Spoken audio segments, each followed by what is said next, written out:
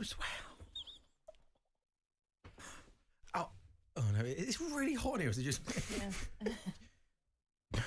What do we say? It's so bad. I love him so much. Oh, a very, very good evening and welcome to the Final Whistle. We are very much live on talkSPORT's YouTube channel. And you know what? Just some mornings you wake up and it all just feels a bit different, doesn't it? When Liverpool and Real Madrid, two of not just the best teams in the world right now, but two of the European giants go face to face at Anfield, under the lights. And yes, by the way, people, when You'll Never Walk Alone plays on the television, nobody's going to speak because you've got to respect it. It's iconic. Agreed. We're with you until around 10 o'clock this evening on talkSPORT's YouTube channel. We're going to be watching Liverpool versus Real Madrid. Villa as well, big game for them against Juventus in the Champions League. Celtic had a good start to the season as well in Europe. They take on Club Bruges. We'll be reacting to everything going on and discussing and debating the very big talking points from those games. Jermaine Pennant, Abby Summers, Kwaku Afari, the dream team today. Jermaine, you've been in a position before where you've played at Anfield for Liverpool, under the lights in the very, very biggest games. Just give.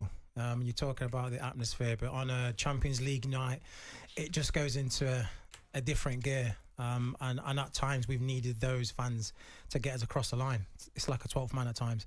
People talk about the hostility, playing at Anfield is the hardest place in Europe to go. But on a Champions League night, when you're playing the big teams, it just literally goes into another extension of atmospheres of how good they can be and how important they are. Is there a game for you that stands out as one of your all-time favourites? I'm going to guess, as a Liverpool fan, that your favourite might have been the semi-final in 07 when you beat Chelsea on pens. Yeah. Sorry, my man. But no, didn't mind that bit.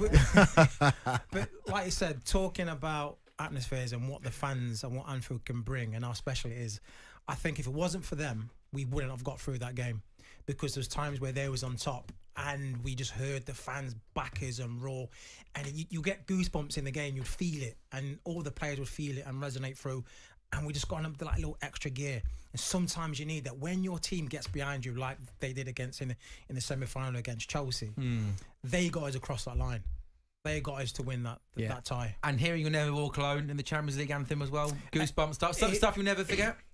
I never forget. It doesn't matter about what game it is. Should we just leave you to it? Do you want to? Should we just? No, but go out? Yeah. Sorry. Can I just say, with all due respect, we've got a guy sat to our right-hand side who's played for Liverpool in a Champions League final. Great. Apologies, I'm asking him a couple of questions. We're just having a Liverpool loving. Well, it might be a bit of a Liverpool loving this evening. I'm sorry. We just needed to set the time. We just need to know where we were. We are playing tonight against Real Madrid, so I think it's a bit of Liverpool loving. Do you know what? She's honestly, the hatred. She's changed. You know that, honestly. You changed that. Ever since this show, you're meant to be fair. You're meant to be impartial. We're gonna move ourselves around the room, okay? We're not, but I'm. We're not. Just use your name. You Never Walk Alone. Even now, when I hear it sing something, it brings goosebumps to me, to the back of my neck. It's such a powerful, historic song. And like you said, on Champions League nights, when that's getting played over the tannoy and the fans are singing it, you know, the opposition, not only they fear it as well. It's a magnificent night. I would love to ask you more questions, but I better move on because I don't want to upset Abby and Kwaku over here.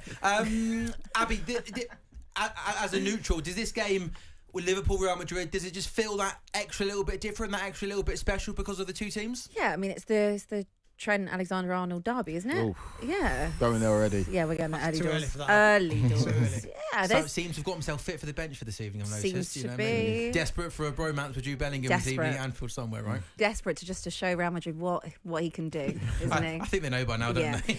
No, it's always a great game. I love watching these two go head to head. It's just it's a classic Champions League tie now, isn't it? I mean, you face each other so many times and you've not always been particularly successful. Should we say? But obviously this format's like a little bit different. So is there as much pressure on Liverpool tonight as there probably have been in the past in this fixture? No, is the answer, because Liverpool are the only team that have won all four of their games. I mean, obviously, it'd be such a big advantage, big boost going into Sunday's game with a win against Real Madrid. Of course it would be. But in terms of actual jeopardy for this evening, I mean, Liverpool already on 12 points from 4 games. They could very easily lose tonight and be absolutely fine. They're almost guaranteed to qualify. Yeah, exactly that. So it's, you know, normally Liverpool play Real Madrid. It's in recent years has been in the final and stuff. So it does feel like in that respect that game doesn't have the edge in terms of importance, because Liverpool will come top 8. Real Madrid maybe not so sure in terms of them finishing in the top 8. They're 21st, which is quite incredible. But they certainly will come in the top 24, won't they? Yeah. Like, there's no chance they're going to come 25th, right? No, Real Madrid will find their feet again, but this is not an easy tie for them. Again, going to this game without Vinicius Jr.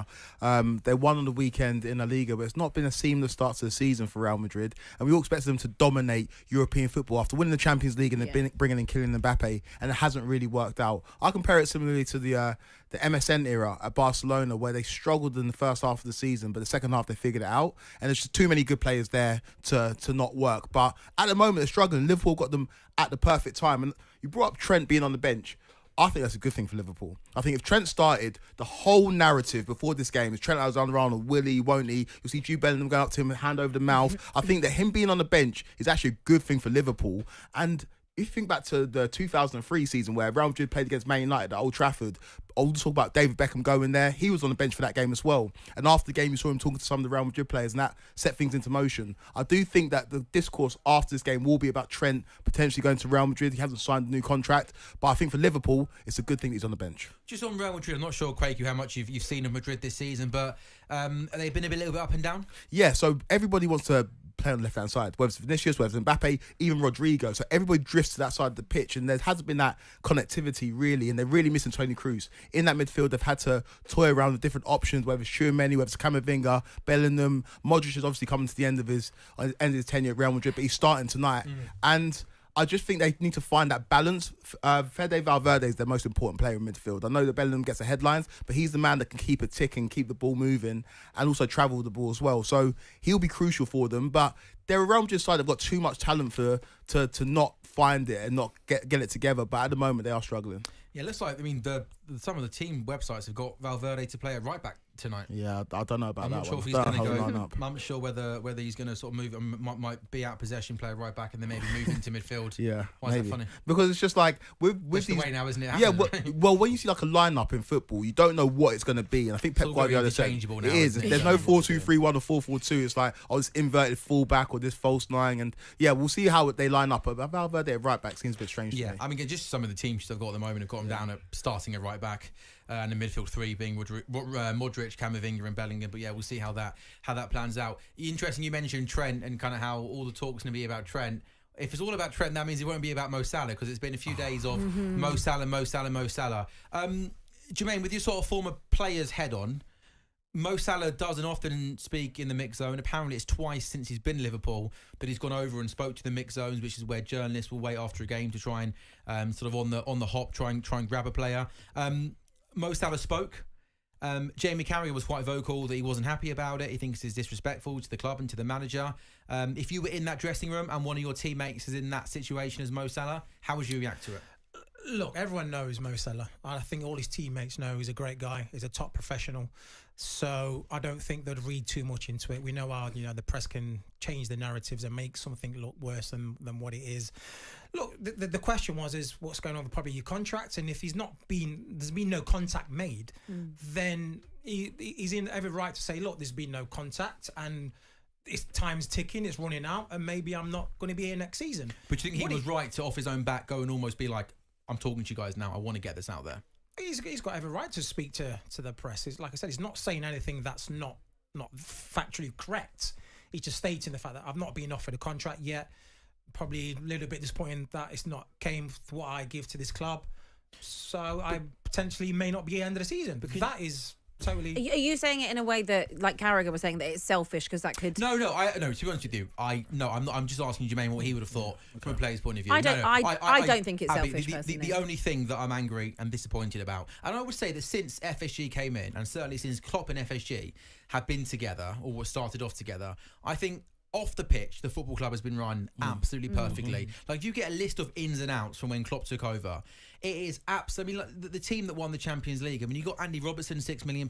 Even the front three of Salah, Mane, Firmino barely cost £80 million combined, right? Everything's been so good, and I find it absolutely frightening and I'm flabbergasted still to this day that we are in this position November 27th and we're still having this conversation. And then I thought in my head before Mo Salah spoke, I would have had to assume there was contact between both camps, right? And maybe the stumbling block is they've got a guy in their 30s who wants a 4-year contract on 500 grand a week, and what we don't know is that's what the negotiations are about money and stuff. The fact that no contact has been made to arguably the greatest player in Premier League history of Liverpool Football Club, and he's going to be a free agent in 6 months' time.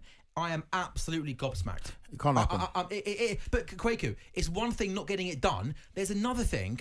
The conversation hasn't happened yet. How is that possible? Well, that's why it was. I'm finding it hard. I don't understand Jamie Carragher's position though, because Carragher was fine with it when Mo Salah said basically the same thing after a match earlier on the season, saying they haven't made contact. Why is it any different him doing it off his own back, not with the outlet or media that was broadcasting the game, saying they haven't made contact? This is one of the greatest players the Premier League has ever seen. People act as if he's like 35, 36. He's 32 years old. Cristiano Ronaldo, between the ages of 32 and 35, scored 104 goals in 140 games. Say that again. 32 to 30. He's got 100. Wow. Yeah, and that tells you that the average age of Ballon d'Or winners over the last 10 years is 31. Like, footballers are keeping themselves in better nick these days. And so Mo Salah is no age at all in modern football. He can go on and on and on. If the request is... And this season, he looks like a guy that looks best. fitter than ever and hungrier than ever, right? And when you look at Mo Salah as well, he's a player that, again, I don't think the demands are going to be absolutely outrageous, but say it's like, I want 450 grand a week for 2 years. Pay it, because you're not going to get the return that Mo Salah gives you from any player in the world. He's one of the greatest players in the world right now, and I think Liverpool have put themselves in a compromising position. I think that deal will get done. I think, unfortunately for Liverpool, I think Trent might leave, but Mo Salah's the one that you need to keep. It shouldn't be a situation, I mean, we say this every week now, that all three of those players, which are effectively your three most key players, are all out of contract at the same time. I mean, they can go and sign pre-contract agreements in the next 6 weeks. How have Liverpool Football Club allowed this to happen? I don't think that that's selfish for him to go and talk about that. No. He's obviously trying to get. Also, it's probably trying to get a reaction to be like, "Are you serious here? Like, I'm gonna go." But he must always be. Do you think he feels insulted? 100%. Do you think he's a little bit like, I'm Mo Salah? Like, you know, how are you not offering me anything? Just look at my numbers. Disrespectful, isn't it? Is it a little bit? What I've given to you over the 8 years I've been here, and you can't, even if the contract offer is not what I want, or just offer something. It's right. Hello, Mo. We want to give you an extra 2 years extension on your contract. And then discuss terms. Do you think it is because of the money? Because obviously the way that FSG and Liverpool are set up, you don't massively. I mean, you do pay like quite high wages, but to go to that next level where it's 400, 450, is it you don't want to set that benchmark of doing that they're for a then player? worried that to then get Trent and Virgil to sign, they've then got to match that for them too, and then when Alisson's contract's up, you then. I still think they could have a conversation about it. And again, these players are we've got the best goalkeeper in the world, the best centre back in the league, Mo Salah, and Trent, who's a generational right back. But it doesn't matter what you're offering Mo. I don't think Trent or Virgil could say, I want exactly the same. Because Virgil could, best centre back in the world and club captain. One, strikers and those players who score the goals always seem to have a little bit of a higher premium than a centre back or. Is that what you did when you went into negotiating new contracts? You were like, look at my assists. That's another 20 grand a week, isn't it? See that goal against Chelsea? Another 15. And you are playing the Champions League final. That's another 50 grand a week. So I think they were trying to demand the same amount of wages that Mo would get on. I don't think they need to really worry about that. Yes, Trent's new deal and Virgil's would be extortionate, but I don't think they need to worry about, okay, if we offer Mo 400 grand a week, that's our benchmark to offer everybody. It's, you got to give it on face value of what they bring to the team. I think I think they probably have offered Trent a contract. I think Trent's contract is on the table. It's down to him if he signs it. I don't think it's the same situation. It would be an absolutely insane world if Liverpool hadn't offered Trent Alexander-Arnold, a Scouser, one of the best right backs in the world, a contract. Mid-20s. That would literally be ludicrous. Who's more important right now? Mo or Trent? Well, if you look at this game right now, Trent's on the bench, and nobody thinks that Liverpool aren't going to win this game because Trent's on the bench. If Mo weren't playing this game, it'd be a different story. I'll be honest. I said, I think we asked this question earlier on the season, and my answer was Trent because of his age. Yeah. I have to make this perfectly clear. I got that completely wrong, by the way. And it's not Trent. It's the bloke that scores 30 goals a season and 20 assists a season, right? It's got to be Mo Salah. I think the thing with Trent is obviously, like you said, the age thing, that there's more longevity there than you would get out of Van Dijk or Salah. We haven't even spoke about Van Dijk. Where does Van Dijk rank in that for both of you? Yeah. If you could only keep one. Well, okay, for Liverpool to win the title this season, I think that if Van Dijk was to get injured, that's gone. Because Kwanzaa next to Konate doesn't cut it. Or Joe Gomez. I think even if Salah goes down for like 2 or 3 weeks, you've got so many good attackers. Yeah. And hopefully we're 11 points clear when he goes down. So we've always got a bit of leeway. But Van Dijk going down, it will be similar to Odegaard going down for Arsenal, Rodri going down for Chelsea. So you really think Virgil van Dijk is the most important to Liverpool? Most important, but you need to get the most out of the contract done. If you look at these team sheets right now, Liverpool versus Real Madrid, all of those 3 players that are out of contract will look at Real Madrid and be like, we can go there and start. You talk about Real Madrid being the biggest club in the world, all 3 of them would go and start and be one of their best players. Mm-hmm. And so it's insane that they're all 3 of them out of contract. And it's weird with the Premier League title this year. I actually would like to see, I feel bad saying this, I would like to see Liverpool win it. I think getting to 97 points and not winning the Premier League title is criminal. And I feel like it'll be criminal for Mo Salah to end his Premier League career only winning 1 title. Same as Virgil, same as Trent, same as Alisson. I think these players, what they've given to the Premier League over the last decade, they deserve another title. And I think this is the year that it happens for them. Is this the sort of thing, Jermaine, that... we're both back you. We're both back you. You absolutely, you would, of course. I'm absolutely anyone that is. I thought Quake would have been Man City all the way. You know, your Chelsea-Liverpool rivalry. You know what? I'm just looking at. If you look at the tapestry of football, I don't think it's good for any league for a team to win it 5 years in a row. No. I just think you start to look like Bundesliga or the Liga. Jermaine, do players speak about these sort of things though? When these contracts, or do they just get in on a Monday morning and they have a laugh? Get along. Look, there'll be a few conversations, but it won't be long. It will be like, oh, what's going on, lad? Are you signing? What's the issue? Are they speaking to you? You would say your bits, and then that's it. You would go on, do your training, focus on the games. It's very brief. Players don't really get involved in too much. When there's all 3 of them that are all in the same situation, see that, and one might have had an offer and the other 2 haven't. That's unique. This doesn't, like I said, this is probably not going to happen ever. Like if you look at all the teams, you've never seen a team with 3 star players out of contract. Yeah. In my playing career, it never happened. There may be one who's negotiating, but to have 3 starlets out of contract at the same time, all potentially be able to go on a free.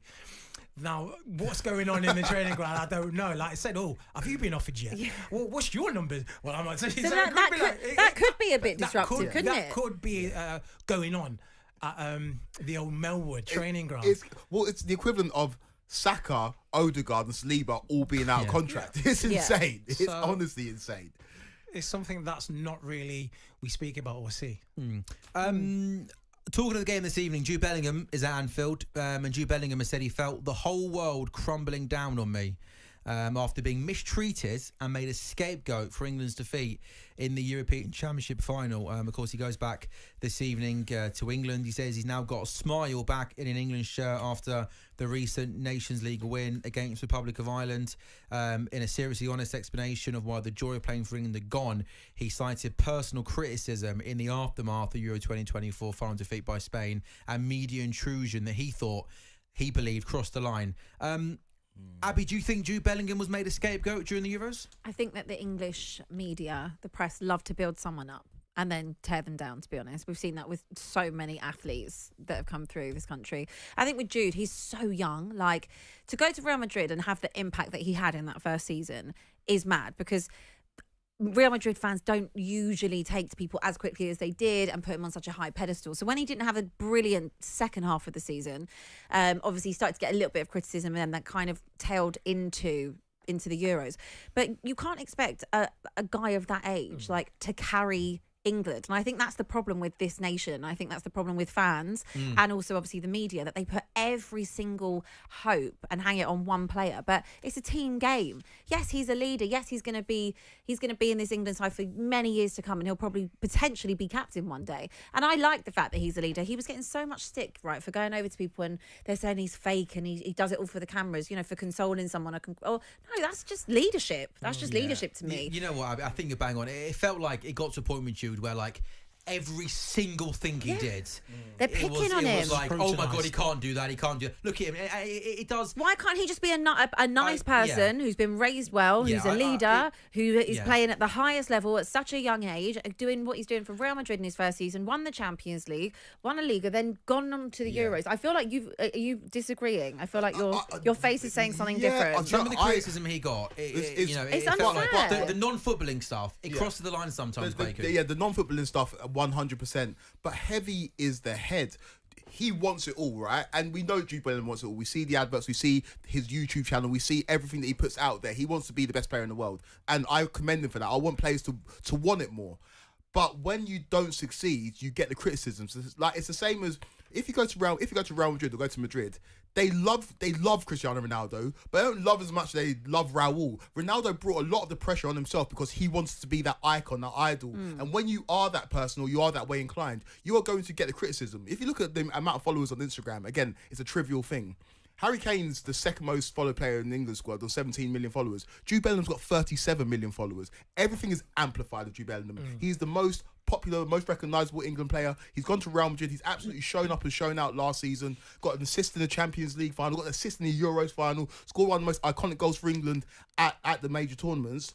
But he does bring some of it on himself because of how... Why? Just by being a good footballer and being good at such a young age? No. What does he bring on himself, Quaker? Like anybody that has a patent in celebration brings that on themselves. Brings what on themselves? Brings criticism. Cristiano Ronaldo, Why? because it brings more attention. It brings way more attention to you. And brings more eyeballs. Celebration. For having a celebration, for sure. Where he puts his arms out. That's part of his brand. Basically, Jude Bellingham's building the brand right now, right? And there's nothing wrong with that. There's there's nothing wrong with that. Encourage it, but and again, I said this about the Rashford situation. I said there is nothing wrong with Rashford going to New York. The criticisms were absolutely unfair. It was bang out of order. But in the world we live in, go and perform. And he scored his goal, and you got to hold your hands up. But then he was rubbish after that. And he was rubbish after that. He played well for a minute and 33 seconds. The adoration. I'm sorry. If Jude Bellingham was to win the Euros of England, the adoration that he'd get would be amplified, and the criticism was amplified. Everything's bigger with him because he wants it to be bigger. And so I get why. I think he's 21 years old. I think he's over it. Well, again, not overachieving because he's talented enough to be performing at that level. And I think for a whole entire country to pin all their hopes on it, it's like what they do with Harry Kane. They love to rip Harry Kane down. And they'll have to blame Harry Kane if it doesn't all go the way they want it to. One thing I would say to Jude, though, is I don't think he was the only England player that got stick. Like Harry Kane got stick as well. Absolutely. I think Foden got stick. The manager got stick. Absolutely. Kyle Walker got ripped to pieces towards the end. So he did get criticism. Yeah. But I don't think he got any more than anyone that's else. Jude's first major tournament. I think he went to Qatar. First one, yeah, but first, point. Yeah. I think he went to the Euros, wasn't it, when he was a kid? But as a player that is of that level, that is starting at that level, that has had that season that he's had at Real Madrid, when all the focus on him, the focus wasn't completely on him in Qatar. And I also got the impression that when I'm guessing here, I don't know if he had a great relationship with Gareth Southgate, maybe, because when the last game of Lee Carsley, he sort of said, "Thanks for bringing the enjoyment back, Lee, into an English shirt." So maybe I'm getting reading between the lines here. Obviously, Gareth's style of football probably didn't suit Jude as much as Lee Carsley. Any of them did it really, as very defensive minded. But the thing with Jude is a very big character. Exactly. He's a very big personality, and you see that on the pitch. He's all around the field. He's putting in challenges, his celebrations. He's not. If you look at someone like Harry Kane, I won't say quiet, but different personalities, aren't they? Yeah. One's Harry Kane is probably the least flashy big name player that I know. Like. But that's not that's taking nothing away from anyone. That's how you are. That's your character. Some people are funny, some people are boring, some people are dry, some people are exuberant out there, and Jude's like that. So what category do you fall into? Me, I think shy. The shy one. But Quaker mentioned the brand, right? And Jude Bellingham has become really good and really famous in the last couple of years. Can that cause can players talk about that sort of thing when God, look at him doing that celebration, or again, not really? No, am I overthinking these things? Look, when you're as good as Jude is, and you've earned the right to celebrate goals in any way you want. We went to Real Madrid, and like we said, not many players go there, and the fans adore within a first season and do the numbers that he does. So he's earned that right to be, I am the guy, because he is. He's gone to the one of the iconic team in the world and showing up. Not many people are doing that, especially coming from England as well. The English players never been successful really apart from Beck's, out in Spain at Real Madrid. So he's earned all the plaudits. He's earned all the right to be how he is. But it's also a target on your back when things don't go well. Exactly. That's all. He's not done anything wrong, but he's just because we did put all our hopes on Jude. He came in the first year with England and he was ripping it up, you know, and everything was going through him. And we thought, if we've got Jude, we're going to win the Euros. You know, let's all build the team around Jude. Not Harry Kane, let's build it all around Jude. He got us out of so many trouble in so many games. And then when it started to go wrong, not down to his fault, but team-based as well, you know, there's only so much he can do. It's a target on his back. It's right. Let's go to the main man, Jude. Let's, you know, you're not good enough. You won't be that guy. And like I said, when you start getting to that stature that Jude is, you're just the target. Yeah, it was I think producer Jamie reminds me in my ear, he says, Who else? It was the who else, wasn't it, when he scored that goal, didn't he? Is that what you mean, maybe? Oh, mate. Is that maybe a better example than the celebration when he went, who else? Mate, I absolutely loved that though. But like the thing about these big footballers is that they are They're supposed to be a bit they arrogant, are aren't artists. they, right? They are performers. They're there to entertain the crowds. And when you give it a bit of that and say who else, I loved it. Mate, when it gets to 10 o'clock, I leave the News UK building and I'm standing on the platform on the Northern Line going, who else? Who else is going to do that show other than me, right? Come on. This is on a different spectrum, but I remember I was playing for Arsenal. We played against Darren Bent, Ipswich, and it was for the semi-final of the FA Youth Cup. And we needed to score in the last minute, and I scored it. And I ran off running around the pitch saying, I'm the man! And your teammate Like, going back in the dressing room going, because the he's got to go that pen, guy. Get rid parents of are on him. the sideline. I'm like 16, and I'm running around going, I'm the man! But Well, it worked out right, didn't it, for you in the end, to be we fair? got to the final, we won it. the, back to the back. best players are like that. Messi during the World Cup, giving it that to the Netherlands. Mate, I love that in football. But what comes with that is you need to perform. You need, like Cole Palmer having that celebration will come back to haunt him when he doesn't turn up in big games because you put a target on your back. That all of a sudden becomes a meme. And so Everything becomes a It meme was now, doesn't it? Cole Palmer's hot. yeah, Yeah. exactly. So Cole Palmer's hot tonight. I love when players express themselves and do that. But the way you quieten down the noise is you go and perform. Cristiano Ronaldo, if he acted the way that he did and didn't win, we'd all be Mocking him. All be mocking Of him. course. But the thing about him is that he in big finals and big games, he always turned up. But Jude did turn up in various moments of the tournament. sure. He wasn't. Apart from that goal, But he it was he still was that. quiet, though, It's wasn't still he? that goal. Yeah. But Yeah, that was a big goal, I know, But obviously. everybody had a poor Yeah, no, I tournament. agree with that. I agree. Nobody came out at all. Nobody had a yeah, good but tournament. but the thing is, At least he did contribute. But the thing is, he wasn't supposed to have that tournament. He's supposed to be better than everyone. Yeah. He's supposed to be better than everybody. Why are you smiling? he's supposed to be better than everybody, and he's supposed to be that guy. So in the final, where England got back into the game with that Cole Palmer equaliser, that's when we need a Jude moment. That's when you make yourself Cristiano Ronaldo. That's when you make yourself Lionel Messi. That's when You take the game by the stuff there. Can you win England the Euros? That's where that's what Gareth Bale made a career out of. He's obviously doing the broadcast tonight in Champions League. Big moments, turn up, and that's how you become a superstar. And he was on his way to do it. Also, right, look at Peter Crouch next to him. Look at this. He looks so much taller than that. That almost doesn't look real. Land of the giant. It looks comical. He literally is barely fitting in the shot. Well, that's the perfect example. Gareth Bale, one of the best players ever, and, right? And Real ironically, they didn't like him, did they? absolutely hated him. Hated him. But again, had his own celebration. When you do that, you bring the attention onto you. But if you're performing and scoring overhead kicks in Champions League finals, you can do whatever you want. like. Yeah. Final word then on Liverpool and Madrid, but we're 50 minutes away from kickoff. Go around the room. Start with you, Abs. How do you see this game going tonight? Ooh. Come on up. I'm going to go 3-1. Oh. Can I finish? Liverpool. There you go. 3-1 Liverpool. No, because I was going that as well. 3-1 Liverpool. It's going to be goals. Are we all going the right? same? I was literally going to go 3-1. okay. 3-1 Liverpool. Yeah. I'm going 3-1 too as well. Full house. So yeah, Liverpool, Real Madrid. A word, by the way, guys, on Aston Villa. Aston Villa versus Juventus this evening. Villa have not won any of their last 6 games in all competitions since they beat Bologna 2-0 in the Champions League last month. They have, though, won 3 of their 4 games in the competition so far, losing 1-0 to Club Brugge in their most recent European match. They were 8th going in to this round of fixtures. Kwaku, no wins in their last 6 games. Is this just a little blip, or are you potentially worried for Aston Villa? Do you know what? I thought it was a blip, and then I actually watched the game on the weekend on Saturday against Crystal Palace, and they were porous in midfield. It was like a basketball game, back and forth, back and forth. And if Mateta and Edwin Van Der Sar could finish their dinner, that game could have been anything. Villa looked really, really poor in that game. And that was the first game I was concerned. Club Brugge, whatever it happens, they won their first 3 games of the Champions League. But that game on the weekend was troubling. And this is a Juventus side that have been so-so, got a draw against Milan on the weekend, but they're not a very good Juventus side. Thiago Motta's still trying to work things out there. So Villa should actually win this game, but the recent performances have concerned me.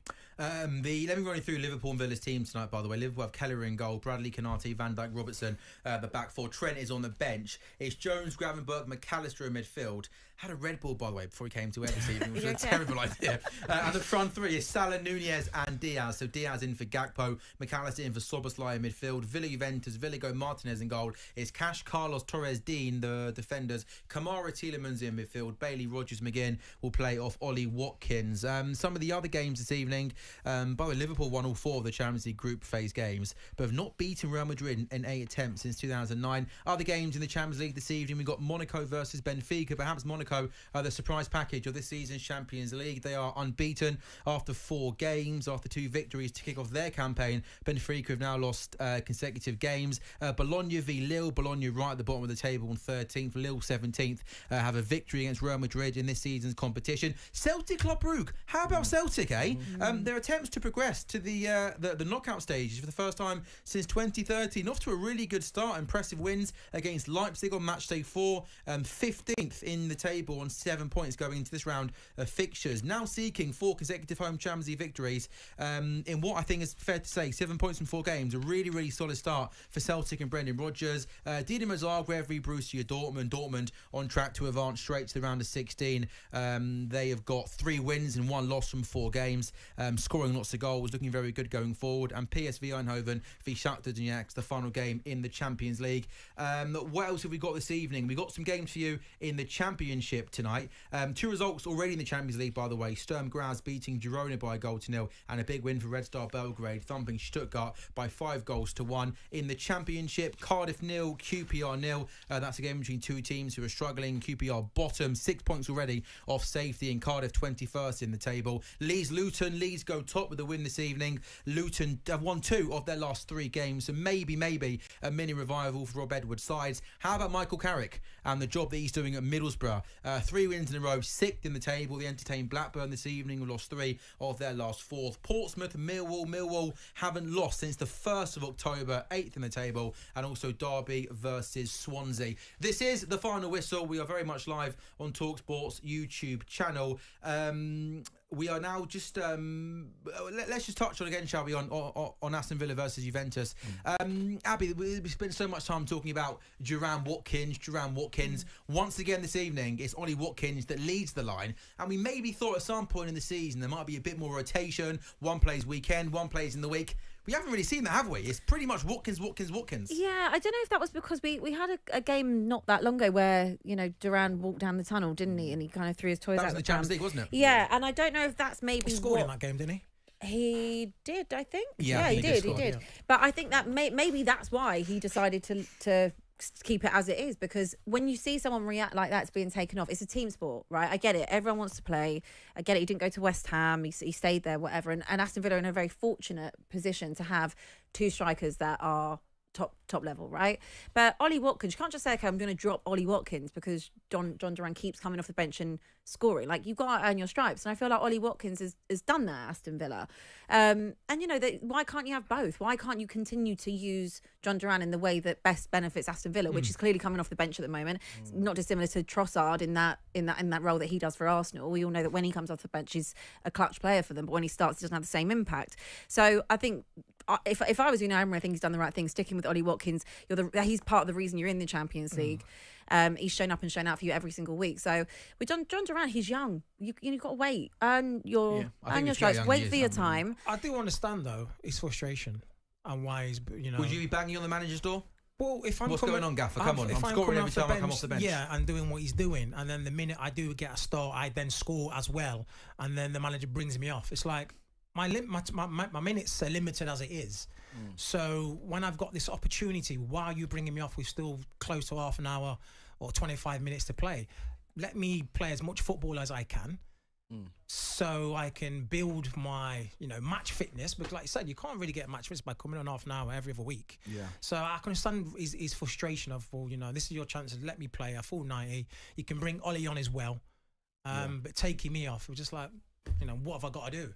It's a long season though, and like Sam said, we do forget how young he is. He's 20 years old, and he's 20 years old. He doesn't turn 21 until December. He's a tough paper on. and than me. He looks too tall to be that age, doesn't he? He's a player that's kind of showed immaturity at points in his career off the pitch in terms of that hammer sign on Instagram Live that wasn't great, didn't go down well in Aston Villa. But he's a player that's got so much quality. He needs to bide his time, and his time will come. Aston Villa has struggled this season. They felt the fatigue of playing week in, week out, Champions League, Premier League, and I think that eventually he will get more minutes, but he just needs to wait and see what happens, because Ollie Watkins is one of the best strikers in the league right now. He shouldn't be starting over Ollie Watkins. And also, one of the reasons maybe why he's actually having so much impact when he comes on is because of how much Ollie Watkins is tiring out and stretching that defence. If it was the other way around, would he have the same impact? I don't know. Abby, just before the game start in 7 minutes' time in the Champions League this evening, on a brief word on Tottenham, obviously on the pitch, well done on Saturday. That was some victory. Got anything to say to me where's the today? analogy now, Quaku? Yeah, come on. Where's the analogy? Is this where the kid that gets bullied fights back? There we go. Would you like to do it? No. Do you know what? You did your top button up. You looked in the mirror. Thank you. We went through the school gates. You looked a bully in the eye. Said, "Not today. Not today. Not today." So congratulations. We do that every year against City then. Okay, so, fair enough. Yeah, cool. But Abby, very, very briefly, the bad news is Vicario's injury. Vicario injury, going to be out for a few months with a broken toe. And then Ange today in his press conferences seemed to basically kind of almost double down and say, we're not going to sign a goalkeeper. We'll talk more with that in a short while. But before that, on Drive earlier today, Adeola Depot and Darren Bent were discussing that comeback by Feyenoord against Man City last night and how Pep can get them out of this mess.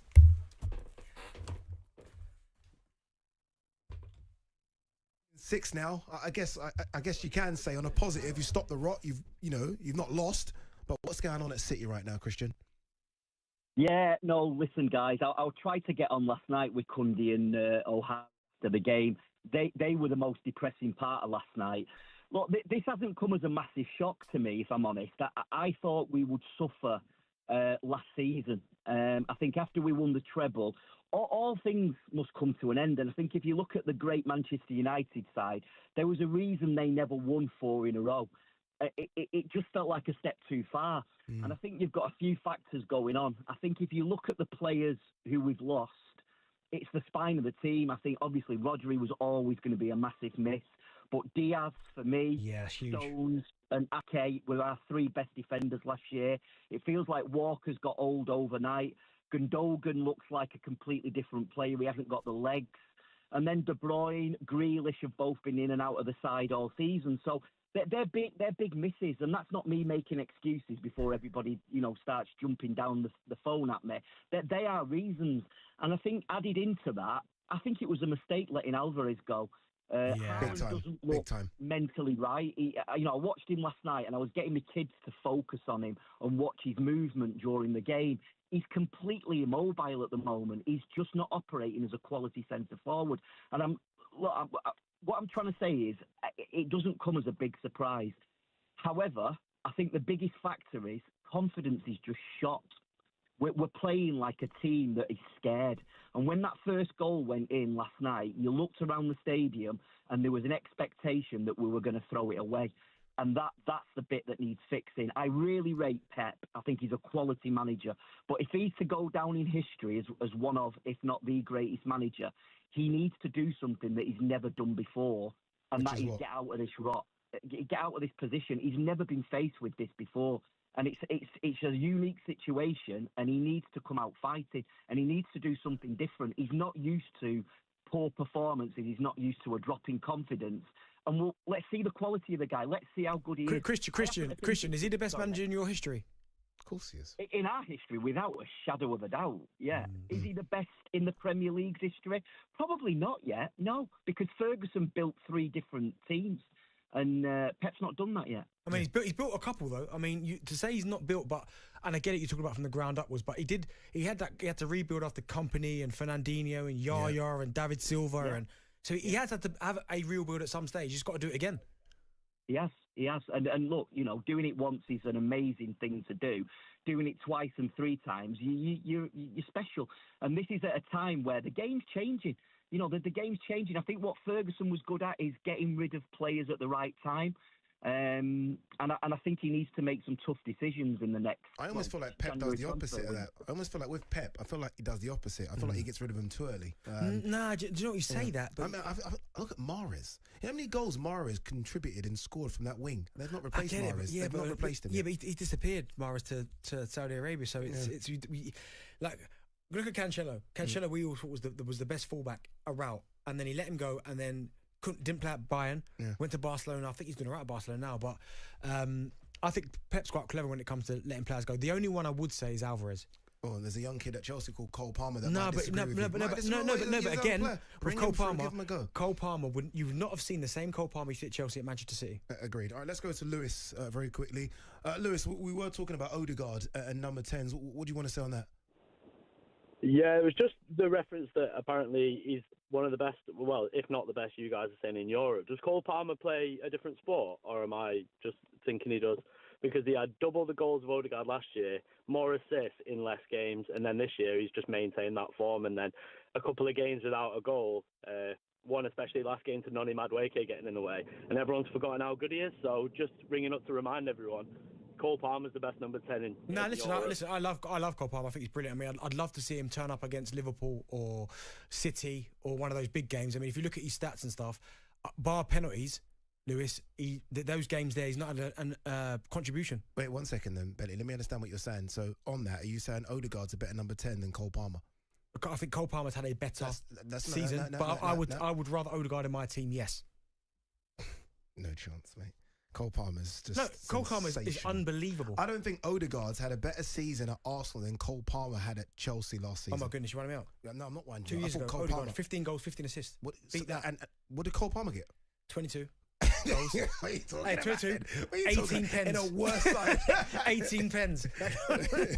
No, two fantastic number 10s, by the way. 2 very different number 10s as well, we'll say this. But Cole Palmer's fantastic. And Odegaard.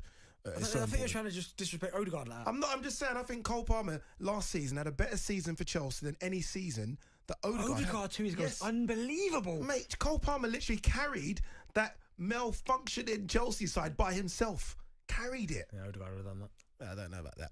All right, still to come, we are going to be joined in the studio by British heavyweight boxer Derek Chisel. We just saw him at the window there, didn't we, as well? Doing some kind of antics at the window. Yeah, that was Derek Chisel trying to put us off at the window. I'm actually frightened about him coming into the studio now. But first, it's time for no Googling. All right, here we go. After going 6 games without a win, Pep Guardiola has equalled his longest run of matches without a win. Here we go, guys, right on time. It's the final whistle. We're live on talkSPORT's YouTube channel. You know it's a serious show when Abby Summers gets out the phone for the Instagram. That's right. Selfies going up on the gram. JP's all over it. Jermaine. I can't believe you've actually done that. I'm in disbelief. You never walk. Thank you. Do you know what? How sanctimonious a Liverpool fan. It's almost like it's the national anthem. We have to all go silent and stand up and acknowledge. Jason Cundy put it up, and I was just like, yeah, you're right. I hate it. Chelsea fans are bitter. Yeah, just because you go Chelsea. They've actually got one song. Do you know what it is? It's like, I think it's a bit of jealousy there, so it's great. So it's a great song. Jermaine, just give us your thoughts on this game. How's it going to plan out? What have you made of the early couple of minutes? Listen, nothing's really gone on. They're both getting a feel for each other. Little long balls, but yeah, it's going to be a good contest. Obviously, it doesn't matter what team Real Madrid face and put out. They're still going to be a massive threat, especially when you got players like Mbappe, Jude Bellingham on the pitch. Anything can happen, but it's going to be a great test. We're going to see tonight where Liverpool are really at.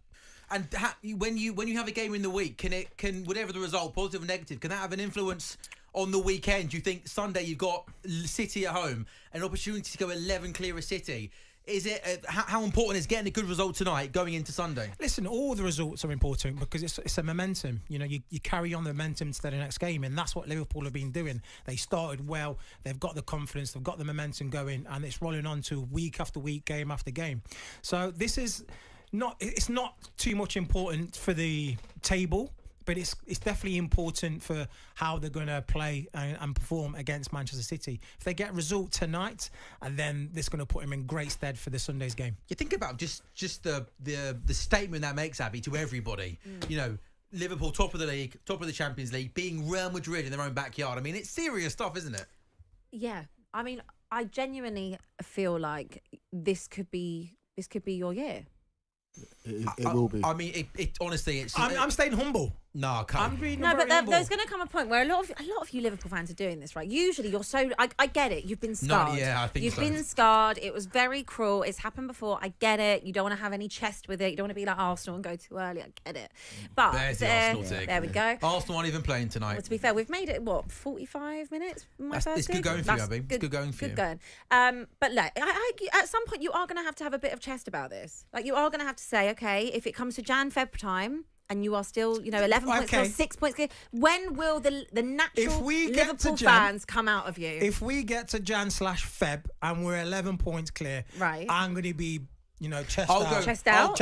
I'll go earlier. And owning it. I will say if we win Sunday, if we go 11 points clear of Man City on Sunday, I then genuinely believe that we're winning the Premier League this season. Okay, so what about the Champions League? Because last season we had a lot. Last season you won a bit early, didn't you? Because remember you were saying after the Carabao Cup in Feb, it was like we're doing the quad, and then it all did fall apart. So are you a bit more? Liverpool have the chance. Salah's played in Nunez with the chance. Yes, that's a goal. That's going to be over the line. What do you mean? No, cleared off the line. Cleared off the line by Raul Asensio. Salah played the ball into Nunez, who was he had a tricky angle. He tries to go across the goalkeeper, Thibaut Courtois, who gets down.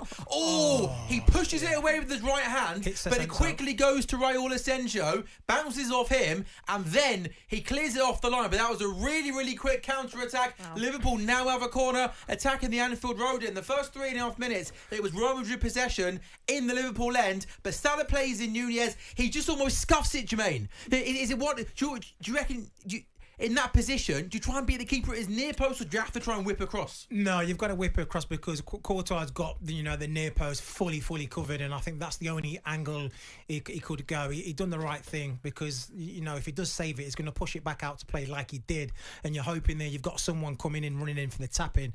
But Asensio obviously got there, hit him, and almost went in as an own goal. Corner for Liverpool. Penalty! Oh no, I'm getting excited. Are you going to be like this all night? It was a really, really well worked corner. It kind of goes across goal. Diaz has a shot. And then Nunez is pulling him. I thought you hit Nunez, Diaz. No, but that was a really, really good. The run from Diaz, it was a really good set piece. Liverpool on the counter-attack are cash money, man. We saw it in the Villa game. I remember just counter-attack after counter-attack, and they're dangerous. Obviously, you've got players like Salah and Nunez who've got pace to burn, and Salah plays a great ball to Nunez. Like you said, goes across. Nunez does the right thing. Goes across the keeper and forces him to make the save. I think the near post, you're not being a keeper of Courtois' quality in the near post. But it nearly goes in off Raul Asensio. He does well to clear it off the line. Yeah. But a really, really good start to Liverpool. Quaker, we know that we spoke about the three lads out of contract, but who else in this Liverpool team has impressed you this season under Arne Slot? I really, really like Luis Diaz, man. I think he went off the boil a little bit. Obviously, he had things off the pitch that were really difficult for him, but this season he's been dangerous for Liverpool, and he complements what you do really well, which is again on the counter attack, hurting teams, and on the ball he's such a great player as well. He's shown his finishing ability this season, and I really like what he brings. Curtis Jones deserves a lot of credit to force his way into this Liverpool starting 11. I don't think many people had that at the beginning of the season. Obviously against Chelsea, he was man of the match. He was incredible, and he's forced Bosley onto the bench, which is great from him and great from Liverpool's point of view in terms of a homegrown boy starting for Liverpool against Real Madrid in the Champions League. Yeah, Madrid though doing really well. They're playing out from the back, pressed high up the pitch from Liverpool, but really, really good one-touch football. Set Modric free, he took the ball into Liverpool half, but he ended up giving the ball away. Liverpool now have possession again. How would you sort of analyse, Jermaine? Salah nearly played a really, really good ball through dangerous there to Luis Diaz, but it was well defended. How would you assess and analyse, Jermaine, this kind of Liverpool team under Arne Slot and the main differences between the Klopp team and the Slot team? What I've noticed, I think there's a lot more patience into the game, and with the build-up. With Jurgen, it was, right, let's get up the field and attack them as quick as possible. And now it's not end-to-end as much, where with Jurgen, I think every time we lost the ball, I thought like they could go on and score. Where now we're seeing compact, we see him stronger defensively, and we're slower with the build-up. We're going through midfield, and if we can't get a shot on goal, we recycle the ball, come out, try again, and wait for them to the gaps appear and make a mistake. Where with Jurgen, it was literally end to end like a basketball at times. And Abby, something about Arne Slot is on the pitch, everything's going great, but do you not think off the pitch as well, he's almost as impressive in terms of the way he speaks, in terms of the way he handles himself? Yeah, sorry, just looking to see if Real Madrid were doing. Yeah, no, it was Van Dijk that gave the ball away to Güler, but he sort of ran the ball out, didn't he? But it was sloppy from Van Dijk. Yeah, I think Arne Slot, I can't think of another transition of a manager coming in that has been this seamless at such a high pressure, high level job as well, and following on from someone like Jurgen Klopp, who was a tough act to follow.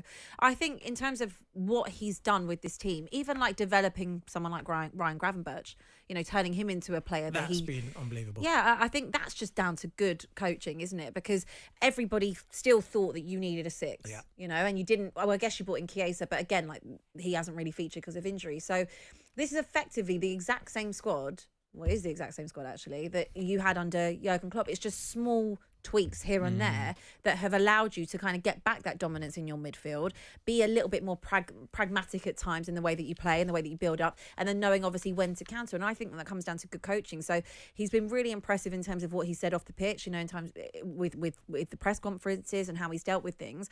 My only thing is obviously if you do hit a patch or you get a few injuries to those key players, I'm interested to see how you would come through that. Not wishing it on you at all, but I would be interested to see. They like that little grin there.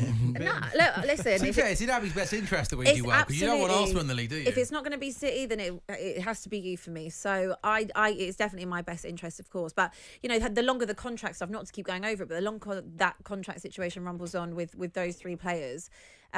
Will that affect you guys at some point? Will that if it's Jan Luis Feb time? Sorry, ball played into Luis Diaz. He got the ball inside the penalty area at a tight angle. Tried to beat the goalkeeper at the near post, but it was a really, really disappointing effort. Quakey, what have you made of the opening 10 minutes of this game at Anfield? Yeah, Liverpool 0, Real Madrid 0. It's been lively. Rudiger's got a big job on his hands. You rate Rudiger a lot. Oh yeah, I think that him and Van Dijk are probably the two best centre backs in the world at the moment. He's playing next to Raul Asensio, who's young. He's 21 years old. Obviously, the injury to Militao out for the rest of the season. That's potentially an area of weakness for Real Madrid. Obviously, Alaba's suffered with injury issues as well. And so he's got to be careful because Asensio does like to jump into tackles. And we've seen it already. Obviously, a good clearance off the line. But I think Rudiger's got to hold his hand through this because this is Anfield away. This is the most difficult situation you can go in as a young player. And I think Liverpool can maybe get some joy trying to expose a young centre-back. So Liverpool 0, Real Madrid 0 after 9 minutes. Is also goalless in the other game this evening involving an English team. Aston Villa 0, Juventus 0. Although Ollie Watkins has the ball in the Juventus box, but Juventus managed to clear. And also Celtic as well, 7 points from their first 4 games in the Champions League. Club Brugge are the team that go to Celtic Park this evening. Club Brugge, of course, last time out, beating Aston Villa by a goal to 0. So that should be a tough game for Celtic. There's 2 results in the Champions League. Red Star Belgrade beating Stuttgart by 5 goals to 1. And Sturm Graz beating Girona at home by a goal to 0. In terms of the 8 o'clock kickoffs in the Champions League, just 1 goal that comes in the game between PSV and Shakhtar Donetsk. Shakhtar Donetsk leading by a goal to 0. The sides 24th and 26th going in to this evening's game, so not much separating the two sides. And also in the Championship as well, we've got a couple of early goals. Leeds, they're leading Luton by a goal to 0. Leeds can go back to the top of the table with a win this evening. And also Swansea leading at Derby by a goal to 0. Middlesbrough 0, Blackburn 0, and Cardiff 0, QPR 0. Where are we at, guys, by the way, with Kylian Mbappe out of interest? Because this move, it felt like got spoken about. Oh, what's happened here at Anfield, guys? I'm not too sure. Darwin Nunez is down, holding his face. We're going to have to wait and see here. Let's have a look here, guys. What happens here? Someone's got hold of his shirt. I think it's Raul Asensio who has hold of him, and they're tussling, they're grabbing, Immaturity. And then he does give him a bit of a shove. Gets him a little jab. But more on it looked like more of a push than maybe a punch or a claw. But he is grappling him for no reason. They're wrestling in the box, and then he does almost give him a shove to say get away. Yeah. But I think it's one of those where I think Nunez makes a lot more out of this than what it probably was. He does, but again, I think he's pinpointing him. He sees him. He's young, and he lashed out there. There was no need to do that. You're putting yourself at risk doing that. And obviously, the dark arts from Nunez, I don't think he's actually hurt. But he's got to watch that because you can't put your hands to somebody's face. No. No, I think it's reckless from young man. I think he's got to be really careful. I think he gets away with it. From what I saw, I didn't see any contact near the face. They were sort of wrestling and shirt pulling. Yeah. Then the push, it looked like to me, sort of came around the shoulder, chest. Jermaine, I'm not sure. Yeah, I think it's half a dozen of the one. I don't think the what? Half a dozen of the whatever that says. Can we get our clips to week, please? Is that 6 of one, half a dozen. 6 of one, half a dozen. That's the one. It's a sad day when I'm correcting you. He's got a yellow card. Well, if he's got a yellow card, then it should be a foul. It's actually a good point. Should If be you a penalty then, if you right? bookie someone, then why is it not a foul? Yeah, Royal Sendry has been given a yellow card, but it just seems a bit all about They're both necessary, pulling each didn't other, it? but he's gone a little bit further by putting his hands on his neck or lashing out near his face. That's what he's trying to indicate, why he's gone down and why the treatment's coming on. But yeah, if he's getting booked for it, it's a lucky boy. You're booking after 12 minutes. Dangerous. Obviously, Nunez got booked as well. But watch that battle, though, because I think that you can exploit him. And a corner for Liverpool, dangerous from set pieces as well. I'm always watching Virgil van Dijk in the box. He's got such a presence. And this is not the biggest Real Madrid team. It looks like Modric is marking Van Dijk. So we'll see what happens. But this is a corner coming in for Liverpool. Yeah, Andy Robertson with the in-swinger comes into the near post. Real Madrid managed to clear. Will it fall to Curtis Jones in the edge of the box? No, it won't. They'll manage to get out. And they might now be able to get out on the counter-attack. Bellingham has the ball, but Liverpool do really, really well to get bodies around him. Bellingham ends up having to play back. And now Real Madrid have the ball in their own half, and Luka Modric pings the ball out to the right-hand side. Just away from this game, Abby, I wanted to talk to you about the bad news that Vicario has got a broken toe, and he played a lot of the game against Man City with a broken toe, and spoke today ahead of your Europa League game tomorrow, and basically said, pretty authoritatively, we're not going to sign another goalkeeper. Free agents, no, we're not interested in. And it looked like to me, from what I'm seeing on social media, Spurs fans were like, really, Ange? Fraser Forster as our goalkeeper for potentially the next couple of months. Yeah. Where are you at with this injury and what Spurs need to do now? Well, it was the best game I've seen Vicario have in a very long time. He actually commanded the area, really good at shot stopping. He's actually not too bad at shot stopping, to be fair to him. But yeah, it's unfortunate, and it's very, very typical, especially being on such a high from the weekend with Spurs to then be met with that news. I think it is crazy they wouldn't be going and looking for someone, because in all honesty, Fraser Forster shouldn't be the backup goalkeeper anyway. Right. Let's be real. So it shouldn't be backup, so let alone he shouldn't be the number one choice keeper, should he, right? He definitely should not be. I understand and I appreciate that they're saying that they, I guess, I don't know, have the trust in him. That number 2 goalkeeping position is a really weird one for Spurs, because we had Joe Hart in that position, who, again, wasn't particularly good. Fraser Forster come in. Honestly, if anybody has seen Fraser Forster in the last couple seasons in the cup games or Europa League, he can't move that well. So playing out from that's not ideal for a goalkeeper, is it? It's not ideal. And also playing out from the back, it's just going to spell trouble. But then I look at who else would be there in terms of the academy. You've got Brandon Austin, who again I don't think has ever played for us, maybe outside of pre-season, the odd game, and Alfie Whiteman, who is a part-time DJ. So any good? Never really listened to it, to be honest with you. He's a better DJ or goalkeeper? I don't know. I think if you're probably DJ, and then you're maybe not as good as a goalkeeper. Yeah. Okay, that's fair enough. He's got plan B, has he? Yeah, but that's what I mean. These are players that have come through the academy, and they're not particularly young. So that does spell a problem for Spurs. I think I get it. The goalkeeper market is not a great one. Look at Chelsea, for example. You know, you've got 7-8 goalkeepers, haven't you? Still can't find one that you like. So it's a tough spot to be in. But why am I catching strays? Just because. Yeah, for no reason. No, there's always a reason. What's the reason? Just because every week you say that we turn up there and we get but a head fake down the Quaker, toilet. you've got to give Spurs some credit for that performance on Saturday. So you will catch strays. Yeah. You will catch strays. Why don't you lend us a goalkeeper? You can borrow one if you want. Who should we have? Kepa's on loan at Bournemouth at the moment. You almost certainly won't get him. But if you should be going after anyone's goalkeeper, it should be our goalkeeper. Absolutely. I mean, I don't think we're going to sell in January, but I mean, when Alisson's back, I mean, I think it's crazy. I think Kelleher was someone actually that we were talking about a few summers ago, as looking at him to maybe come in as a replacement for Hugo Lloris, because he's got so much potential. He's way too good to be a second string keeper. I've seen that in this run. Yeah, in my opinion, he's better than Vicario by a long way. So he would walk into this Spurs side. I think the problem is, again, if we're not going to go and get him in January, because if you were to get another injury to Alisson, then you wouldn't sell him in January time. No, but you can't risk it, can you? No, in the summer it's definitely a position I would 100% be open to. I'd love to have Kelleher. I think he'll probably end up at Chelsea, to be honest. But yeah, I don't see how Spurs can confidently say at this point in the January window they're not going to go and try and get a keeper on loan, because if Fraser Forster comes into this side and Spurs really crumble in terms of the way that we play, which I guess we do sometimes anyway. But if it's not gonna be conducive to the way that we play, and he's having a stinker every week, you need to have another option there, and you can't just. This is a long injury. Yeah. He might not it's be not back. 1 or 2 games, is it? He might not be back until April, May time. Yeah. He might just be back for the last few weeks, and then you've got you can't do that, Spurs. So I don't know whether they'll backtrack on it if they see how the performances go. I appreciate that Ange's got trust in him, but I just don't think that's the right call. Another yellow card in the game at Anfield.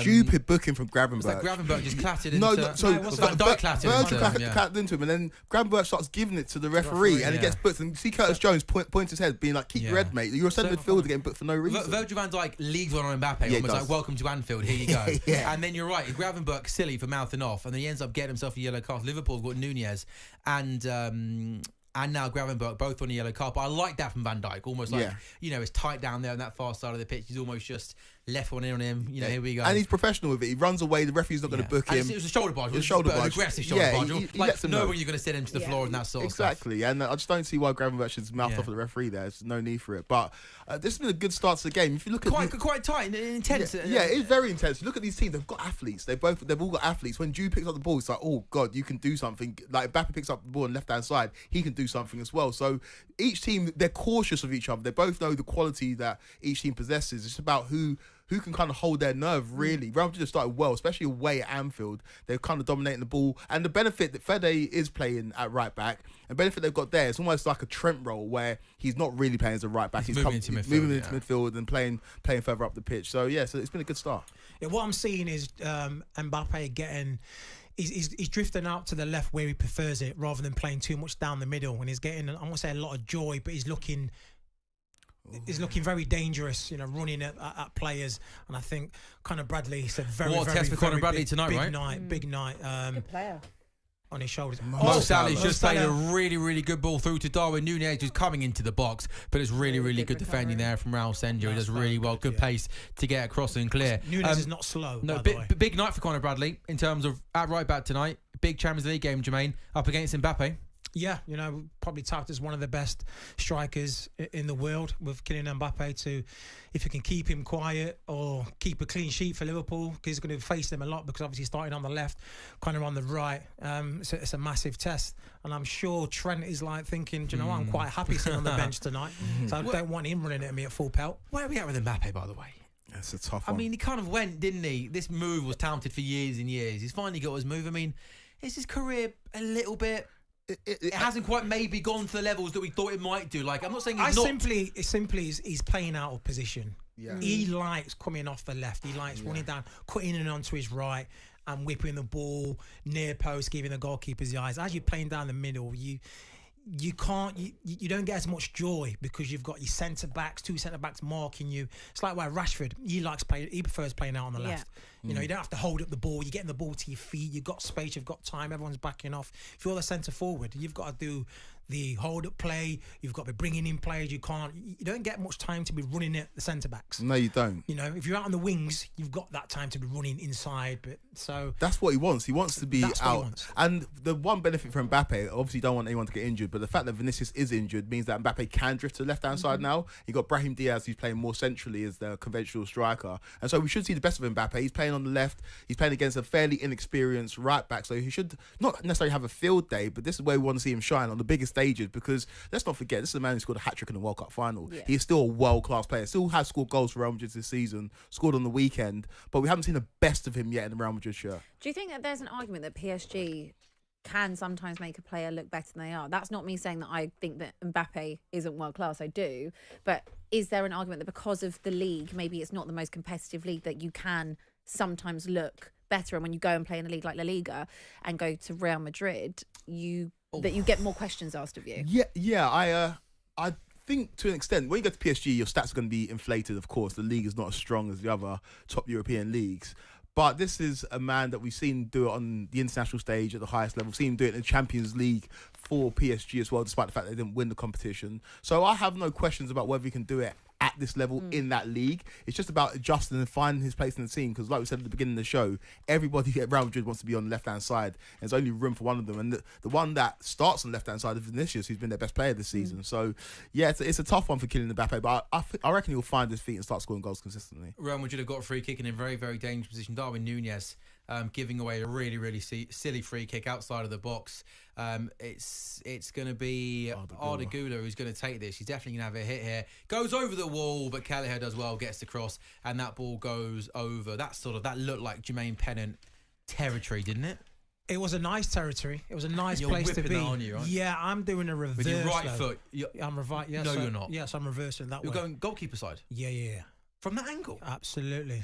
Isn't that perfect to go over the wall? No, get up and under. Well, that's what the goalkeeper's thinking. Oh, okay. So he's going to take 2 steps that way as I'm running up, and then by the time it's going over, he's lost his momentum. Whippage. Correct. You know the game. Sadly, I didn't know the game, hence why I never managed to get. I didn't do. You score many free kicks in your professional career? Do you know what? I would have scored a lot more. But Steven Gerrard. So Blame I'm it not on gonna Stevie. go. I can't go. Yeah, Stevie, take a back seat, mate. I'm coming in. Could you? I had to just let him do his thing. You didn't fancy doing that, no? Nah. Chance for Liverpool, ball in the box. Oh, it should be a goal. save. It's a really good save from Courtois. Oh, it should be in the back of the net. It's Darwin Nunez who's denied from a couple of yards out from Thibaut Courtois. A ball came into the box, took a couple of ricochets. It fell to Darwin Nunez, but Courtois does really, really well. He jumps out, makes himself big, and Nunez just can't get it either over the goalkeeper or pass it past the goalkeeper. But that is probably the first real clear-cut chance of this game. Yeah, it was a good save from Thibaut Courtois. We're going to see the replay here from point blank range. Ferland Mendy kicks on to Curtis Jones. The ball ricochets onto Darwin Nunez from point blank, and it's a save you expect him to make. But you think that Nunez in that position, He hits it right at him. yeah, he does. Maybe lift it over The him. thing is, he's very close to the goalkeeper. lift that, no? It's tough. Yes, it's a chance, but you know. That's a big chance, I think, Jermaine. No, I think you want your centre. I think a lot of the top centre forwards in the league just maybe have a bit more Nick it. composure in that. Yeah. Salah, I think, opens up his body, opens up his boot, The thing is, and it's just Nunez, passes innit? it You know, over. those easy ones, he somehow misses them, and you give him one, 40 yards out, and he'll bend it in the top corner. That's Darwin Nunez for you. I just wonder this evening whether he might go Diaz from the left. He might play Gakpo as the centre forward. Yeah, maybe. I thought that might have been an option. Yeah, no, it's a tough one. Darwin's shown flashes this season that he is getting it together a little bit, but he does frustrate you a lot when he misses chances. And that one was close. Again, you expect Courtois to make the save, but maybe a player with a bit more guile and deftness maybe lifts it over the goalkeeper. But good signs for Liverpool. It was too close to lift. I don't Yeah, know. It's a too tough one. close. It's a tough one, because the goalkeeper's running out in the 6-yard box. He's trying to get over the top of it. I understand what he's trying to do. He's trying to put it into the corners, but because the keeper's coming out so close, he's just gone for hit and hope. Where are you at with Darwin Nunez, Jermaine? Into his 3rd season now at Liverpool, and it still feels like very much the jury's out. Yeah, I would say there was a time where I was, a fan and then look, give him time. But like you said, it's his 3rd season now. He knows what the Premier League's about, and it just that he works his socks off, and I give him that. But he misses too many opportunities. He gets a lot of chances, but he doesn't capitalise on them like a Haaland do or a Salah does, or most strikers do. He misses a lot of big chances. Yeah, he may score, but he will get double what other people are getting. It's just not clinical enough, right? Nah, he's not. Unfortunately, he's not. He does bring some elements to this Liverpool team that are very valuable in terms of his pace, his physicality, but just in front of goal. But if you're going to be a team that's winning the league, if you're going to be a Champions League team, top 4 team, your striker needs to be clinical in some way. Yeah. Yeah, well, you saw it with Bobby Firmino. He didn't score the most goals, but when he was in front of goal, you'd back him. Yeah. You definitely back him. It's a tough one, really. But I think that Liverpool fans like him. I know that. I think his work rate has given him a bit more I feel like leeway with the you fans. have had a lot of patience with him. When he came in and it was kind of dubbed, Haaland Nunez. I mean, that conversation was settled within the first few weeks, wasn't it? So there is pressure, I think, when you come, to Liverpool anyway. I think he's a bit of a diamond in the rough. I think he gets a lot of criticism. He's a bit like a Nicholas Jackson type player, right? But I think this season though, Jackson's almost he settled down a little bit now and he's starting to score. I would say that Darwin Nunez does offer you something different, and I appreciate that he does miss a lot of chances. But I think he offers you something different. I think he holds the ball up well, like you said, the work rate, and I think that's why, as Liverpool fans, you've always kept on side with him. Nicholas Jackson is coming into his own a little bit more, but I think there's less pressure in that Chelsea side. Oh my goodness me. Have a look at the Celtic game here, guys. It's Celtic 0, Club Brugge 1. I'm blaming this goal on Pep Guardiola. Oh, Celtic are trying to play out from the back. Is that Carter Vickers? Oh, Celtic God. are trying to play out from the back. and they play it out and they work it. It goes back to Carter Vickers, and without looking, he tries to just play it back to Kasper Schmeichel, but Kasper Schmeichel was almost sort of moved to the right-hand side, and Carter Vickers with a no-look pass, and the ball goes straight into the back of the net. I mean, that is playing out from the back, going completely wrong. A no-look pass back to the goalkeeper under pressure. The goalkeeper's not there because he's trying to create an angle, and the ball goes straight into the back of the net. It's Celtic 0, Club Brugge 1. That is an absolute mess. You can't do that. No. That is one of the worst goals you will see. That is. Literally, that I can't believe he's done that. And Celtic, that's a bad way to start off. Club Brugge, though, beat Villa in the last game, 1-0 up at Celtic Park. Not bad. It's been, let me just bring you up to date with some of the scores that are going on elsewhere. So 2 results: Red Star Belgrade 5, Stuttgart 1, Sturm Graz 1, Girona 0. Elsewhere, it is Aston Villa 0, Juventus 0 at the moment. Liverpool 0, Real Madrid 0, Bologna 0, Lille 0, Club Brugge leading against Celtic by a goal to 0, Dinamo Zagreb 0, Borussia Dortmund 0, Monaco, who I mentioned at the top of the show, maybe in the side the surprise package in this season's Champions League, unbeaten in the 4 games. They could be unbeaten coming into the evening because it's Monaco 1, Benfica 0. So Monaco could have another victory to their belts early on, and this could. So I was going to say, so when you're looking at the league table at the moment, I mean, the top 8, Liverpool, Inter, Barca, Atalanta, Monaco, Dortmund, Leverkusen, Arsenal. Certainly Monaco and Atalanta, I mean, kind of the surprise packages, right? Yeah, Atalanta are very, very good. They're defensively, they've been solid in the Champions League this year. I don't think I can see the goal in the competition, which is interesting because when you think about Atlanta, you think about them being that attacking side that go forward under Gasperini. But in the Champions League, they've been defensively solid, haven't lost a game yet. And they've been good in Serie A as well. Lookman's on fire, scoring goals for them regularly. So, yeah, I do like the look of them. Shakhtar Donetsk are leading 1-0 at PSV. QPR beating Cardiff in the Championship. That's a big game. Cardiff bottom of the table, 6 points already off safety. Cardiff 21st, so a big game in the bottom. QPR leading at Cardiff as Real Madrid have a corner in front of the Kop. But once again, it's Konate that does really, really well. Comes out, big strong header, and he clears. Leeds are beating Luton by a goal to 0. Leeds can go back to the top of the table with a victory this evening. It's Middlesbrough 0, Blackburn 0. Michael Carrick's Middlesbrough going really, really well. 6th in the table, 3 wins in a row as well in the Championship. And Swansea are leading 2-0 at Derby County. By the way, guys, I know Van Dijk gets a lot of love, but Abby, how good's Konate been this season? He's been an absolute rock, hasn't he? It's been ridiculous. I mean, they're the best partnership. I know that everyone wants to talk about Gabriel and Saliba, but I think you have to also look at the numbers this season with Liverpool and them two together. Been absolutely ridiculous, and that is a big factor as to why Liverpool have been so good. You know, there's that saying that the defences win you titles, and I think strikers win you games, defences win you titles, which I assume is the route that Mikel Arteta is trying to go down with Arsenal. An Arsenal stray there. Yeah. What I will say with 2.5 is not bad. They were good yesterday. That was their best performance, I thought, this season. Yeah. What I will say is with Liverpool, this is why they're so important, and I feel like in January, if you are going to maintain this title run, and you know who knows even what could happen in the Champions League as well. You are still on for the quad, so who knows what could go on. I guess everyone's on for the quad still. Everyone's still on for the quad. You're not.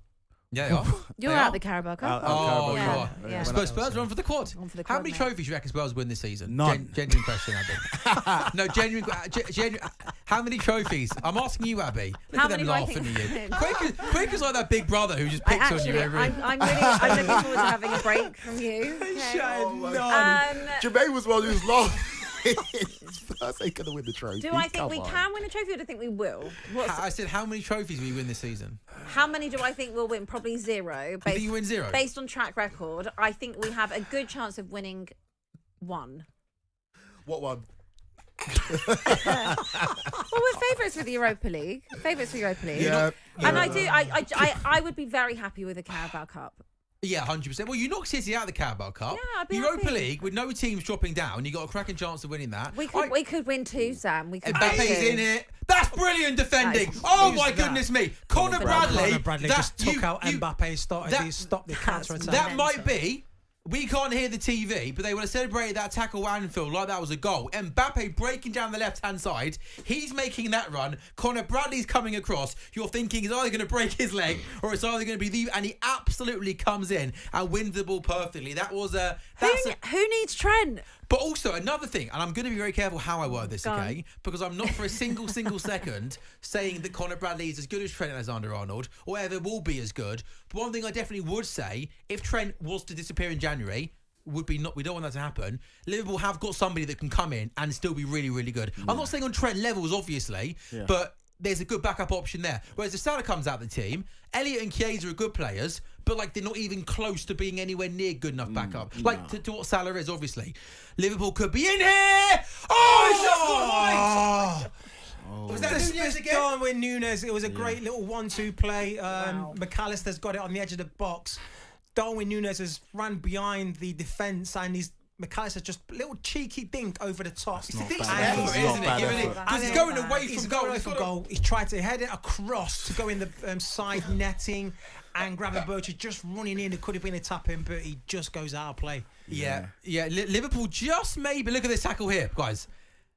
That is absolute perfection from Bradley on Mbappe. He takes him out, but he gets enough of the ball where it's obviously not a foul. Kylian, welcome to the Premier League. You don't get that in the league, I'll tell you that. No, you don't get that in the league, do you? That's like a Kanate kind of tackle. You're on the recovery, boom, take the ball, take the man, perfect kind of tackle. Robertson has the ball for Liverpool, taking the ball into Madrid's half. Luis Diaz now back to Curtis Jones. Just a decent sort of 10-minute spell of possession here for Liverpool, but maybe things have just settled down. Madrid, interestingly, when Liverpool have got the ball, 11 behind the ball at the moment. Do you not think, guys? I mean, I don't know if it's just me, but you know, the prime Jurgen Klopp team was a team that would just want to press.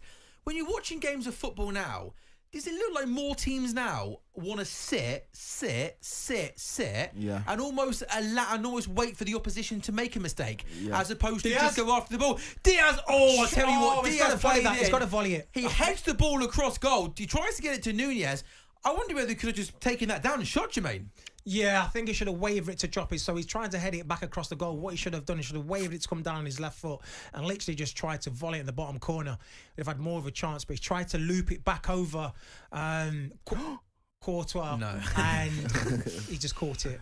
Yeah, no, it's a good spell of play from Liverpool. The thing is, where it's different to Klopp last season, that Liverpool can attack, but they're not leaving themselves exposed on the counter. They've still got players back to kind of deal with the threat of Real Madrid, which is more controlled. Like you said, Sam, before it was press.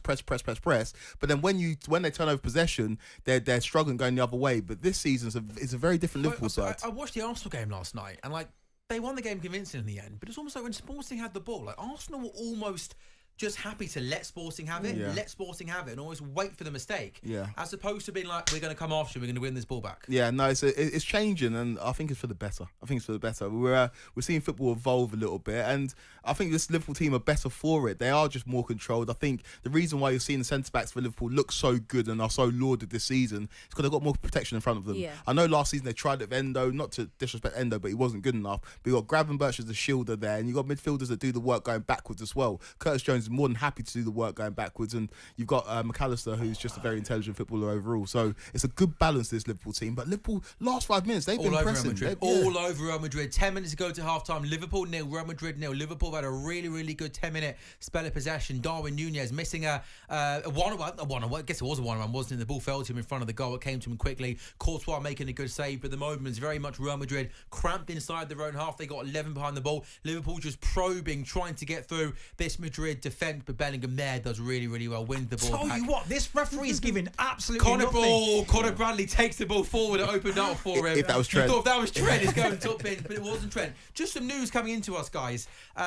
John Percy and Sam Wallace, both very well connected, working for the Telegraph. They're exclusive. They're saying that Ruud van Nistelrooy is to be named the new Leicester manager. It's very close to being made official. The Man United legend has held extensive talks with the Leicester hierarchy this week and is set to be confirmed as the replacement for Stevie Cooper, who was sacked on Sunday after they lost to your lot Chelsea. Van Nistelrooy is crucially available with no compensation after recently leaving United following taking over when Erik Ten Hag went. Leicester have discussed the post for the 48-year-old, and while the club's hierarchy has been determined to explore a number of options, they could appoint Van Nistelrooy before the trip to Brentford on Saturday. Guys, Leicester, Van Nistelrooy, what do you guys think? Is it a good match? Well, it's interesting because he managed 4 games with Manchester United, 2 of them against Leicester.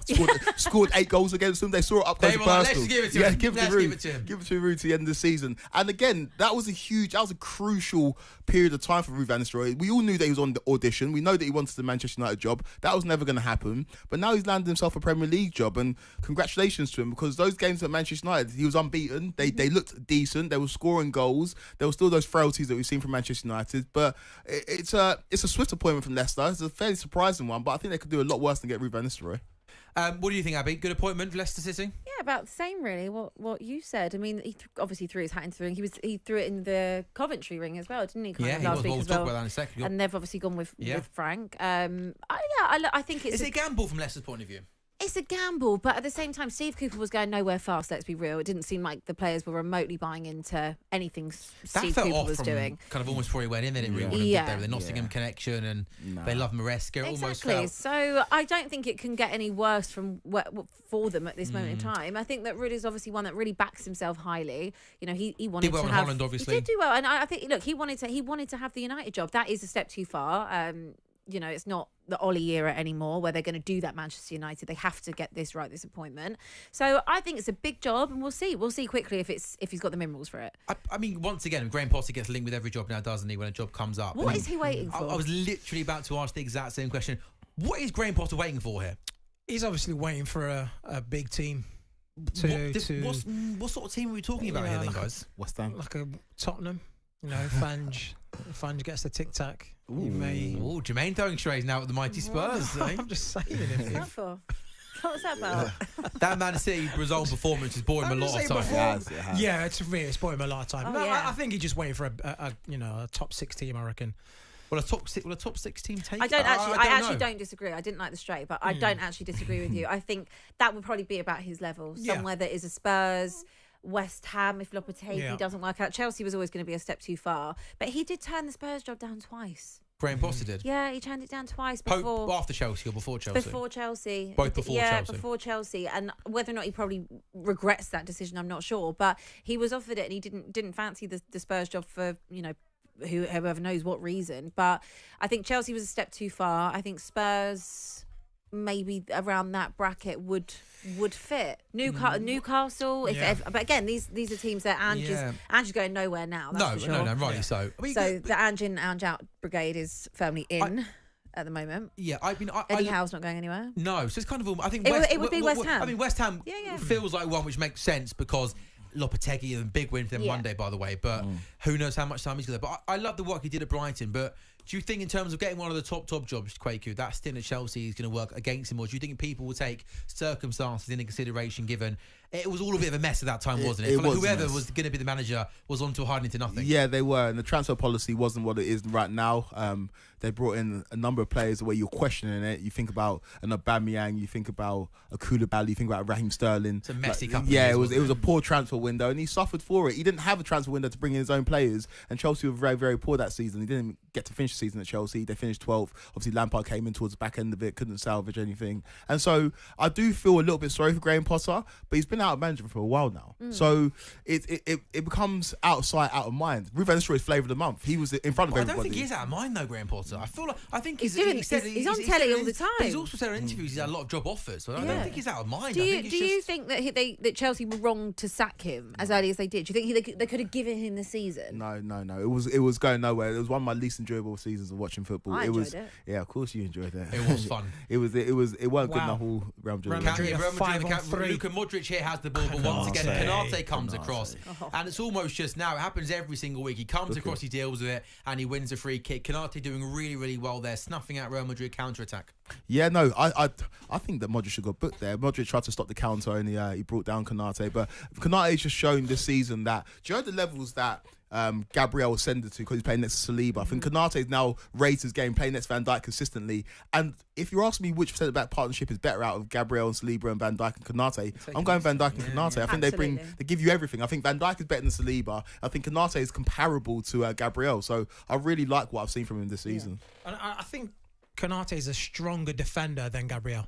If I'm going to be running one of those centre backs, I think I'd rather choose Gabriel. Really? Yeah. Why is that? What about it? Because Konate is strong, he's quick, he's great at tackling, and I think Gabriel sometimes when you watch him is a little bit, off out the races sometimes, where he's a bit clumsy, a little bit more clumsy than Konate, in his decision making with challenges and when to tackle, when to go down. Where Konate seems just solid. Yeah, I agree, and I think you said Bozo G in terms of Gabriel because he can sometimes make mistakes. What does that mean? Sorry. Like in terms of just like you can just sometimes lose concentration, just give away. Yeah, that's a real thing. Was that made up? That's it. Bozo G is a real thing. Sounds like a made up phrase. It's a phrase, but we know what the phrase is. It's a Twitter phrase. Yes. So it's not a real phrase. It's just a thing. But Konate does also have elements of Bozo G in him. But he's playing with Gabriel and Konate. They're playing next to cerebral centre backs that can assess the game, lead the back line, and they make him look a lot better. I think if you put Konate next to Gabriel, that looks calamitous.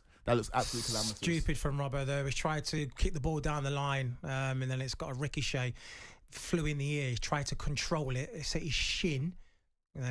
I'm sure they've got corner, haven't they? Yeah. 43 minutes. It's gone to them in the box, and then he's defended for a corner. Still goal to Anfield. Real Madrid, by the way, I don't want to tempt fate here. Probably going to tempt fate by saying this. But Real Madrid, I don't think Kelly's made a save yet, has he? In this half, Madrid they've had some decent spell of possession in the first. There's a lot of counter attacks, but nothing coming I off think Madrid are clearly sitting deep, aren't they? Almost letting Liverpool have it, and they are trying to play on the counter. Yeah, we saw the Mbappe break with the Bradley tackle and the Konate tackle. 2 times they did get in, Jermaine. Yeah, so that's what they're doing. This obviously knowing how good Liverpool are and how difficult it is at Anfield, and just sitting back, letting them, come on top of them, and then, like I said, with the pace that they've got down the flanks and with. And here's a corner kick for Madrid. Can Liverpool clear? They can clear. And can they maybe break now? Darwin Nunez has the ball. He's looking to take it forward. Can he switch the play to Mo Salah? He can. Salah now into Curtis Jones. Liverpool trying to get bodies forward. Curtis Jones has got it. He's got Diaz and Nunez in the box. Salah to his left-hand side. Liverpool now trying to create a chance, but looks like they're going to go back and almost try and start again. 2 minutes from half time. Liverpool 0, Real Madrid 0. Villa 0, Juventus 0. That looks an end-to-end game of football at Villa Park, and Celtic losing to Club Brugge by a goal to 0. Carter Vickers with perhaps one of the funniest own goals you're going to see all season, as Van Dijk nearly gives the ball away to Kylian Mbappe, who dispossesses Conor Bradley, and he'll now look to try and take on the young fullback. In fact, he tries to come inside. Once again, Madrid have got bodies forward here. Liverpool getting bodies back. Odegaard now has the ball on the left-hand side. He's got Valverde to his right-hand side. Bellingham's in the box, into Mbappe. Van Dijk does really, really well. As soon as the ball's played into Mbappe's feet, he's straight into him on the edge of the box. He makes a good tackle. But Jermaine, Liverpool now on the back foot. Yeah, they're putting a little bit of pressure on. I think they've been a little bit sloppy as well. Like Van Dijk just wanted to give it to Diaz, and then he's just running to Kavinga has run into him, then he dispossessed him, and now they're back on the attack on the edge of the box here to try this wild shot. Was that a crossfield ball? That was a shot. Who was that from? Odegaard shot from it almost hit the corner flag. Real Madrid fans will be happy to see him in the starting lineup. There's been loads of calls this season, especially where they've struggled to fill that spot on the right-hand side. Gula's come in, and he's a man that's got a lot of talents. He's still very, very young. He was good for Turkey during the Euros, and I think he's got a lot of ability, but his decision making in this game has been poor. He's taken a few wild shots that haven't really come off, and that one was one of the wildest. Been a bit of a flat first half, maybe. I think you will expect goals only between the big teams, but I've enjoyed it though. Yeah, there's been a bit of a chess match, hasn't it, Abby? Yeah. I think with these two sides, it's always going to be that way. And we were talking actually when we were in the break, and obviously your record against Real Madrid hasn't been great. 2008, 2009 was the last time I think you had a win. Not being Real in your 8 attempts, yeah. You've met them a lot in terms of finals. So maybe playing them well, I was actually going to give you a compliment. If, for example, in this type of a fixture, in this new format, if you are to get a win in this game, maybe it gets the monkey off your back a little bit if you do then meet them at a later date. In the knockout stages, I was giving you a compliment. No, there we go. You got there in the end, didn't you, Abby? You had to mention the old Champions League. Goodness me, Jermaine, that was the Karius mistake in the Bale overhead kick was almost just brutal, wasn't it? It was brutal, yeah. He had a horrendous time. On the biggest stage in domestic football. Yeah, I've never really let him. Never forgiven him. Never forgiven him for that. One of those two mistakes was diabolical. What? I even went to Twitter. I was so unhappy. What one hurt more? I don't use it. Only when you're unhappy. Yeah. Okay. The 2018 final or the 2022? Which That's one? a really good question, actually. I'm going to say the one 18 months ago. Yeah. Because I think the one in 2018, even though the manner of it was poor, Kylian Mbappe has the ball down the left-hand side. Once again, Konate comes across, makes a really, really good tackle, and they clear. The reason why 2018 isn't the one that I'm going to go for, by the way, Aston Villa with a free kick. Luca Dean! Oh. Villa hit the crossbar. Luca Dean with a free kick over the wall, off the bar. Half-time at Anfield, by the way. Liverpool 0, Real Madrid 0. Celtic 0, Club Brugge 1. I'll go the one in 18 hurt the least because that was right at the beginning of Jurgen Klopp's evolution. And at that point, we was getting better and better and better. And while we didn't win the Champions League that season, you almost felt like we were going to win the trophies under Jurgen Klopp. So whilst that hurt and it stung, I always believed we were going to win the big ones under Jurgen Klopp. We won it next season. And we won it the next season, 2019. That was a great final, wasn't it, Abby? Another trophy that Spurs didn't win. wasn't a penalty though, was it? 'Cause they changed the rule the next day. Nah, They literally changed. by the way, that was not a penalty. It's never a kick. penalty. I mean, genuinely, it wasn't They a changed the penalty rule kick. on the 2nd of June. Should Harry Kane have started that game? Yes, Harry Kane, you start your best player if he's fit. Not at the expense of Lucas Moura. I think there are other players that could have come out the side. At that point, I mean, there was quite a few that weren't playing great. Deli wasn't playing great at that point either, true. to be fair. So we've got some half-times then in the Champions League. Not many goals knocking about at the moment. Villa 0, Juventus 0 at Villa Park. Villa have not won any of the last 6 games in all competitions since they beat Bologna 2-0 last month. Lille are winning 1-0 at Bologna. That game has just got to half-time. What else have we got? Scores on the doors at half-time. Club Brugge, I mentioned, winning 1-0 at Celtic. Borussia Dortmund, they're winning 1-0 at Dinamo Zagreb by a goal to 0. Borussia Dortmund having a really, really good start to life in this season's Champions League. They have got 3 wins from 4 going into this game. They could make it 4 wins from 5. Goalless at Anfield, Liverpool 0, Real Madrid 0. Monaco, their wonderful start to the Champions League campaign continues. They're 1-up against Benfica, and Shakhtar Donetsk are winning 2-0 at PSV Eindhoven. So if we look at the table at the moment at half-time, Monaco currently find themselves second in the table, level on points with Liverpool. So Liverpool have got 13 points, Monaco 13 points, Inter Milan 13 points, Borussia Dortmund in 5th on 12 points. Atalanta, Bayer Leverkusen and Arsenal make up that top 8. Aston Villa, as things stands, have come out of the all-important top 8. They are 9th in that table. And against some big boys are struggling. Bayern Munich 13th, Atletico Madrid 14th, Man City 17th, Real Madrid 19th. Celtic stay on 7 points as things stand. They're on in 20th place. And PSG currently in the danger zone on 26 points. In the Championship, these games just getting underway in the second half. It's Cardiff 0, QPR 1. QPR bottom of the table, leading at Cardiff. Leeds now 2-up against Luton. Leeds absolutely flying in the Championship. Leeds 2, Luton 0. Goals the Riverside between Middlesbrough and Blackburn, and Swansea City are 2-0 up at Derby. Well, while it's half-time and as we get ready for the second half of these games in the Champions League, let's now head to this morning's breakfast show on talkSPORT. Alan Brazil, Ali McCoist and Shabana Ahern discussing the fresh allegations against David Coote on the breakfast show this morning. Coke ref in Bet Probe is the front page of the Sun. Here comes Shaban. Hello, good morning. Yes, it just gets worse and worse, doesn't it? Can't believe it. For David Coote. As you see, the picture is David Coote holding up a yellow card. The headline, Coke ref in Bet Probe, Coote texted friend about a yellow card before a match. So this is an exclusive by the Sun this morning. Stephen moves across everything here. So David Coote under huge criticism. Of course, there was the video firstly that surfaced of him making derogatory comments about Liverpool and Jurgen Klopp, and then there was the video of him allegedly sniffing a substance. Can I just go inside here, Shaban? This is page 4, same paper, The Sun. Coote is to his pal, I hope you backed as discussed. Pal to Coote, oh no, I missed it. I think I backed it though. Coote again, haha. He'll have to share with you. What? I just find this remarkable. So this goes to the game in October 2019. It was Leeds versus West Bromwich Albion. It's believed that Coote was trying to impress somebody, a Leeds fan that he'd met online. He bragged that he was to officiate the upcoming Leeds West Brom Championship Met clash. him online. Yeah, that's what's reported in this story here. The day before the game, Coote tells his friend, yeah, really good, I've got Leeds tomorrow. The friend replied, oh, big game, are we still on for what we discussed? Alioski, perhaps a yellow, maybe I could join you. If so, Coote replies, haha, don't know what you mean. His friend then posts, ha, well, I'm off to back it then in the morning, do not let me down. Oof. The following evening, Leeds fans will remember this, Alioski is booked in the 18th minute of the game for a challenge, a sliding challenge on Darnell Furlong. Now, last night, football experts did check the booking and said that it was fully justified given the nature of the tackle. So it was a fair yellow that he did give, but with these text messages, it just seems to get worse and worse. Yeah. Does this affect the whole game, the whole referee situation? Oh. What do you reckon, Ali? Look, we don't know if anyone's gained financially, i.e. the referee. We don't know that yet. Do you know, it's just a horrible look. I mean, you could say, you don't know that. I mean, the guy is innocent until proven guilty, right? That's for sure. But it's just a horrible look, Siobhan. It's just. It's just a disaster. It's a nightmare, absolute nightmare. And again, 2019, that's when the video was believed to have been filmed, the Liverpool Jurgen Klopp stuff. So it feels like there might be a backlist of bad looking stuff I tell you here. what, it feels like somebody's got it in for him. It really does feel like that. talkSPORT's chief football correspondent Alex Crook was on the Sports Bar last night, and he gave us more information. I've got to say, guys, I think Jason, you're certainly of a similar opinion to me.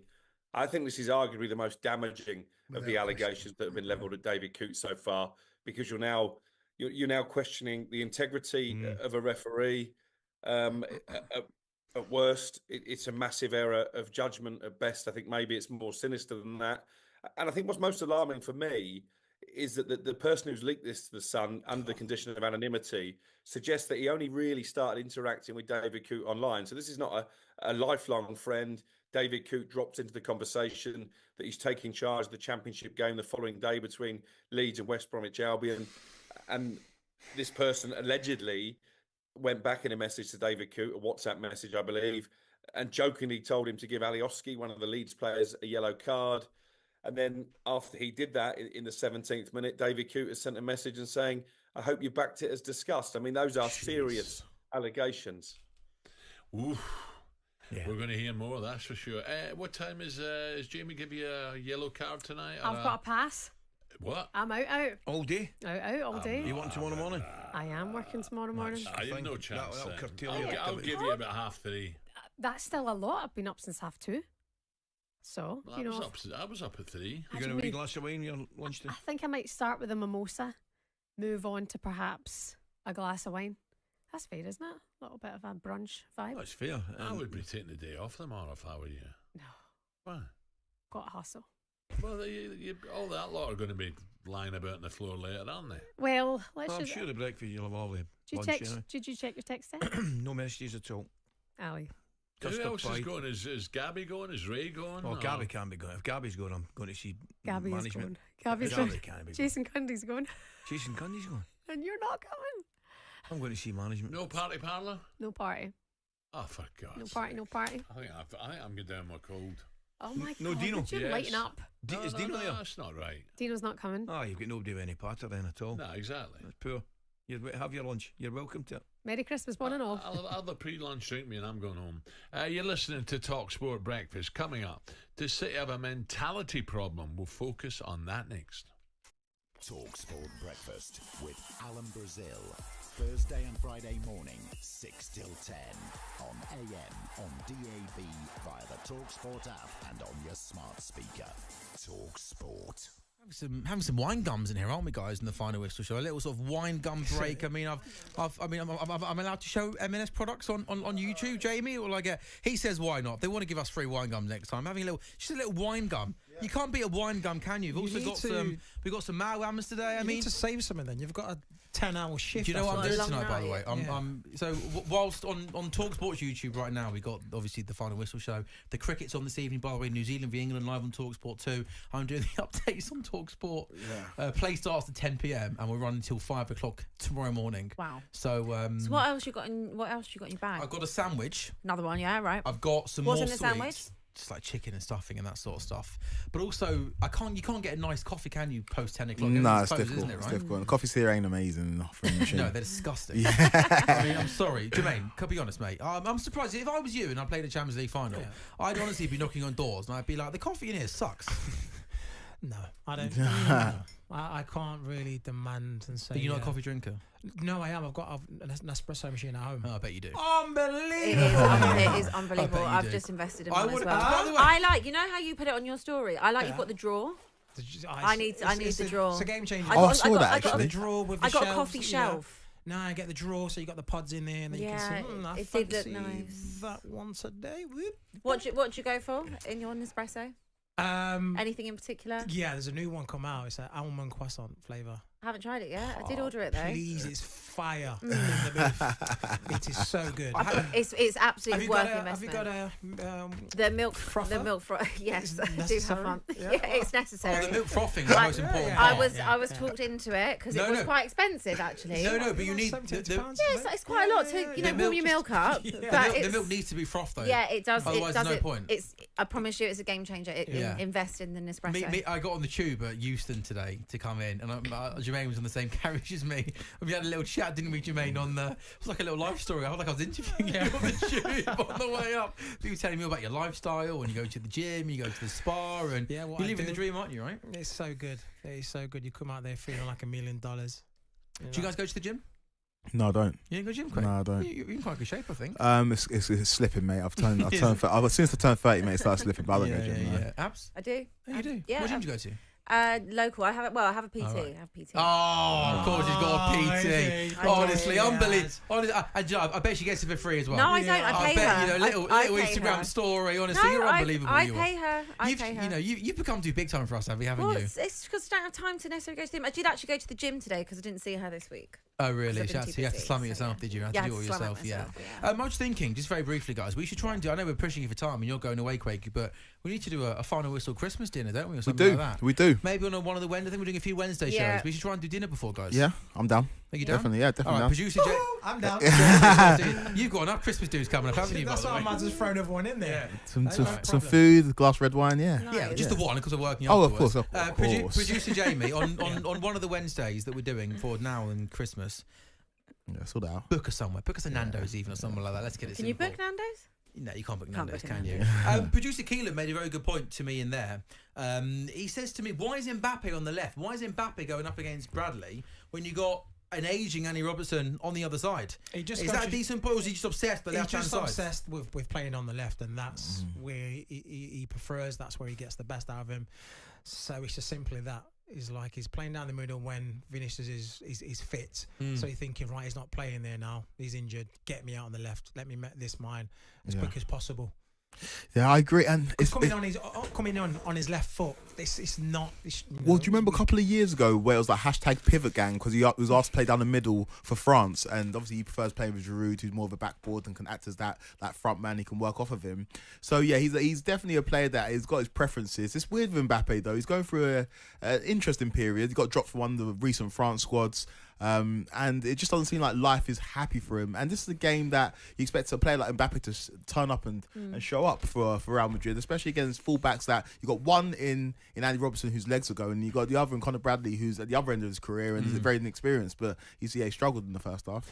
Just going back to that City Spurs game, Abby, on Saturday, was that in terms not necessarily the significance of the actual result, but in terms of the actual performance? Is there an argument that could be Spurs' best performance in Premier League history? In Premier League history? Yeah, going to the champions. Or I know they're not out there, but going to the champions and winning 4-0. In history, in Premier League history. I agree. Look at the confusion. View. Thank you. You've gone to Man City. When have you had a better result? 4-0. No, look, what I will say, You haven't seen trophies. The thing is, you haven't seen trophies. Okay. What I will say, I don't want to say in history because I feel like this. Can you name a better one? It's not a trophy, right? In Premier League history, I said. In terms of performance, out and out, just it was the most flawless performance I can remember. Because for me to not have one criticism of anything, manager, team, substitutions, like that's a real first. So the answer is yes. Yeah, it's up there. It's up there. I Stop, need to. Why are you sitting on the fence these days? Because I'm not going to celebrate this as if it's a trophy. I'm not asking you to. I didn't say there's danger Abby, of that. I simply asked you. Don't side-eye me. Why does Abby always think that I'm asking her a leading question? Quaker, do you think it's Tottenham's best performance? Yeah, obviously I don't watch Spurs as intently as Abby does, but I can't remember a better Spurs performance. I can't remember a better performance off the top of my head. You went to the champions and won 4-0. Yeah, it was great. That's pretty good, right? I can't floor for 1 second. You're trying to, it feels like. I can't, not at all. I can't. I think they were completely flawless. I absolutely loved what they did on the weekend. But I did say, even when I left here, I didn't think we were going to lose the game. What time did you get home? Did you manage to catch the beginning bit of it? I missed the first 2 goals. I made the fast train. Right, okay. I was absolutely out of here so quick on Saturday because we finished bang on 5, and I was on the train. I was on the train by 5 past, which was good. I got home 29 minutes on the clock. So I missed the first 2 games, but obviously it was fine because made up for it with the other 2 goals. Yeah, okay. Yeah, You got a couple of goals. That's it was probably the most complete performance I've seen, definitely under Ange. Yeah. And for a very long time. And is that almost, because there's been lots of talk, Ange in, Ange out and all that, but when you see a performance like that and you sort of almost see how high the ceiling is when everything does click, does that kind of almost just laugh right in the face of some Spurs fans that have been Ange out? No, because I do understand, not necessarily the Ange out to that extent. I think there's a lot of Ange doubt. And I understand that, and that's not because Ange out, Ange doubt. It's Ange doubt. It's because it's like this. Like it's a roller coaster. Hashtag Ange doubt. Can we get that going? When you put in a performance like that, there's no reason why there shouldn't be consistency. When you play a team like Ipswich, when you play Fulham's Palace, there's, if you can put 4 past City at the Etihad, there's no reason when you're at home you shouldn't be dominating the lower teams. That's where the doubt comes from, right? Yeah, because it's so inconsistent. Like as I'm sure as neutrals, it's not you, but as maybe neutrals, you guys, like it's great watching Spurs because you're always going to be entertained. Yep. They'll either be completely comical or they'll be brilliant. Don't include me in this one. I love watching Spurs. I absolutely love it. It's like they're the accident waiting to happen. They'll build you up. They'll build you up. 4-0 against City. Can you believe it? The greatest performance in Premier League history? Without our starting centre backs, without Van der Ven, without Romero, we've got Dragerson, we've got Adrian Ben Davies, we've got the winner, the champions. Who you got on the weekend? Fulham. Tottenham 0, Fulham 3. This is wait, the problem. just wait. Thank just you. wait. Just wait. It will happen eventually. But this the kid will get ready. The kid will get ready. He'll look in the mirror. He goes, I've just taken on the big bad bully. I've taken on the big bad bully. Who can touch me now? Just hold on to your lunch money because you don't want your head getting flushed down the toilet. So just watch out. You've got a lot of mouth for a team that is coming to play us in a few weeks. Okay. Oh, are we doing a show that day? Ooh, I'm so scared. Wow. We were so bad last season. Jamie, We've still done double over here. Yeah, but we did have 9 men. And Maddison and Mickey Van Der Ven both went off in that game. Abby, do you think we'll finish above Chelsea this season? No, because I know, Sam, I'm not going to lie. No. You think they do? I know, because we haven't spent £1 billion. Oh. So, why are you watching my pocket? Why are you watching my pocket? I hate watching your pocket. Jermaine, do I come to work and say, how much you getting paid for the show? No, I don't. I don't watch your pockets. You do what you do. He's getting paid a lot, by the way. More than us. I hope so. Can we just circle back to how good Spurs were, okay? And the question and the Ange doubt. And the Ange doubt, right? So I understand where that comes from. I do, because it's the inconsistency. And that's where some weeks we're going to be flying high and some weeks we're not. Oh. No. Oh, chance of Liverpool. Ball fell to Curtis Jones' feet, but it was blocked inside the box. Early. Abby, continue. I think that is the problem. So we just need a bit of consistency because there's no in-between with Spurs. It's either you're so good and you can go and slap teams up 4-0, 4-1, went to Manchester, scored 7, conceded none. Beat Aston Villa with 4 goals. West Ham, yes, West Ham aren't in great form, but again, we score a lot of goals. It's just when we lose and we have a bad game, it's so bad. We don't really draw much either. So it's just getting a bit of consistency. And what I've said with Ange, I just need to see improvement.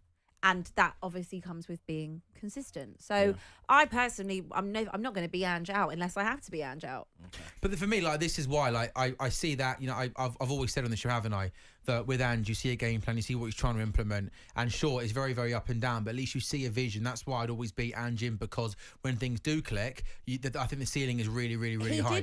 He did change things a little bit on the weekend. They were subtle, but in terms of having a high line, the line was still high enough, but it wasn't as high as it would be with Mickey Van Der Ven there, because he obviously has acknowledged the fact that there's not those recovery runs. Obviously Ben Davies, who did a brilliant job. He is Mr. Reliable. Him coming into it with Dragerson, who hasn't been particularly good since he's had to start filling in, hasn't been good in the Europa League either. They had a really good day on Saturday. They sat a lot more. They were brave. They knew when to come out. They knew when to stay. Move Kulusevski onto the wing as well. James Maddison as well, come back into the side, drop deep, put in that extra leg work in the midfield. He was good. Really good. Basuma as well, Sar with the legs. I think in terms of the game plan, it was spot on. I just can't understand why you can't figure that out against Crystal Palace, who hadn't won this season, or an Ipswich, or carry that on for the full 90 minutes against Brighton. That's where the frustration comes from. But there are signs that it's going in the right way. To his credit, you mentioned those games, so you mentioned Palace. Palace have given good teams tough games this season. Man United struggled when they went there. Didn't they? Yeah, they drew at our place as well. Who's the other teams you mentioned? Palace and Ipswich. Ipswich are looking okay now. They are. up on the Yeah. Spurs They game. are. Drew Man United, you know. So like the could've won results that, haven't been awful for Spurs, but it's just like the juxtaposition between losing against Ipswich and then beating Man City. It's just like it's so up and down. It's a roller coaster. And I'm Andrew as well. I think he's done a very good job since he's got to Spurs. It's just that Spursy thing that you just I'm not even mocking it right now. Against Fulham, you could easily lose that game. Yeah, easily. without a doubt. And no one would be surprised. It would be very Spurs. Yeah, Fulham then nick a 1-0 win or something like that. Until we get that pattern and that consistency, then we're going to feel like that every week. So that's why Spurs fans will, of course, I mean, and you should celebrate, the win over City. You've got to enjoy these moments. A perfect performance. There is nothing you can criticise on that. But even more so, when you have a result like that, you have to enjoy it because the next week it could be very, very different. It could be. Yeah. We've got to play Roma tomorrow night as well. They're not in a particularly great spot, but they've got a new manager. Claudio Ranieri's got a job again. He's back in football, man. He's back. He's always going to come back, isn't he? Dilly ting, dilly dong. Yeah. Leicester didn't fancy another crack at Ranieri. Mo Salah's gone down in the box under a challenge, but I think he was looking for that. He sort of got himself in between two Real Madrid defenders, went down. I think it's one of those you might get that as a foul outside the box, but I don't think you're ever getting that inside the box. What does Mo Salah do always differently in the first half, the second half, guys? Sleeves. Yeah. Change his shirt. Long sleeve in the first half, short sleeve in the second. Always. Did you have any superstitions, Jermaine, when you were playing? No. I'm trying to think. Do you play with any players that had any superstitions? I know some players used to like to not wear their shirt out, so as of just leaving the tunnel, put their shirt on. Really? Come last year. That's just showing off their six packs on TV, isn't it? Right in the tunnel, I don't know because there wasn't really. Is that a penalty? No penalty again. No, Curtis Jones went down, but I think the Madrid defender got his foot on the ball. No penalty. But Liverpool started off the second half, only 5 minutes in, really, really well. Yeah, no, they are. It's all Liverpool at the moment, and I think, look, the Real Madrid's game plan is literally, let entice Liverpool onto you, and let's just counter attack. We've got, the pace of Mbappe, we've obviously Jude on there, but at the moment it's not really working. Like you said, Gallagher has not had much saves to make. Yeah. I can't think of any, save that he's actually really had to make.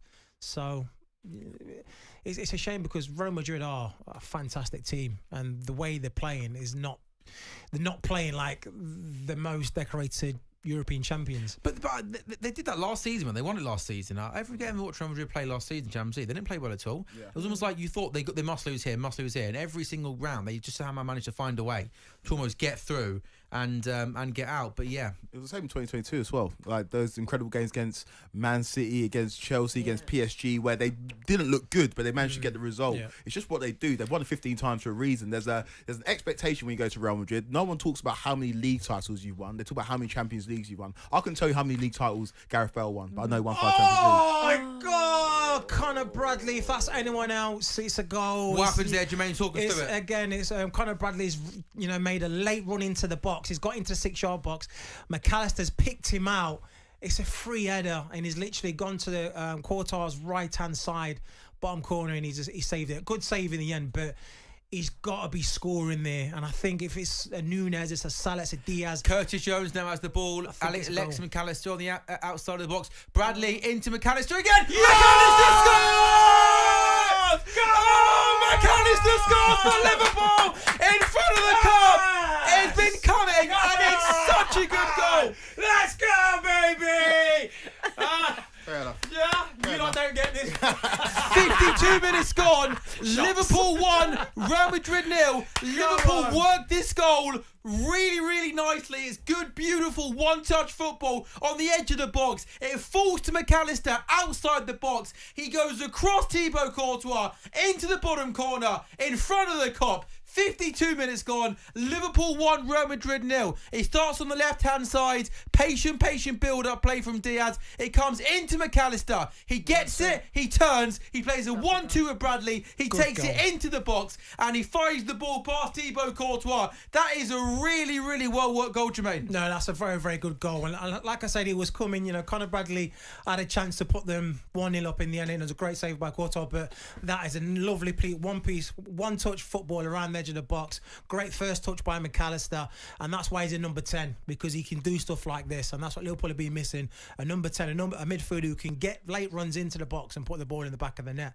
A great finish as well. It's a really good goal, isn't it? Oh, mate, it's a really good goal. Liverpool just a really good team. Liverpool just, they're efficient. They are, literally, by the end of this week, when Liverpool beat Real Madrid and Liverpool beat Man City, we'll be talking about Liverpool as the best team in Europe. They are just that. And again, it's reparations for the fact that they've had so many good teams that didn't win trophies. This is the team that I think maybe loses to previous Liverpool teams. I think when you had Salah, Firmino, Mane, you had that midfield that was very functional. You had Trent and Robbo absolutely bombing down the wings. That team was better, but this team's more efficient. And this team is operating in the world of football where Man City aren't as dominant, Real Madrid aren't as dominant. Curtis. And I think this Liverpool team. What's impressed me the most is the domination. I think maybe apart from Curtis Jones now has the ball on the left-hand side. He's got McAllister in the box. Oh, that's an easier chance than the Gotta do better. The ball falls to Curtis Jones, by the way.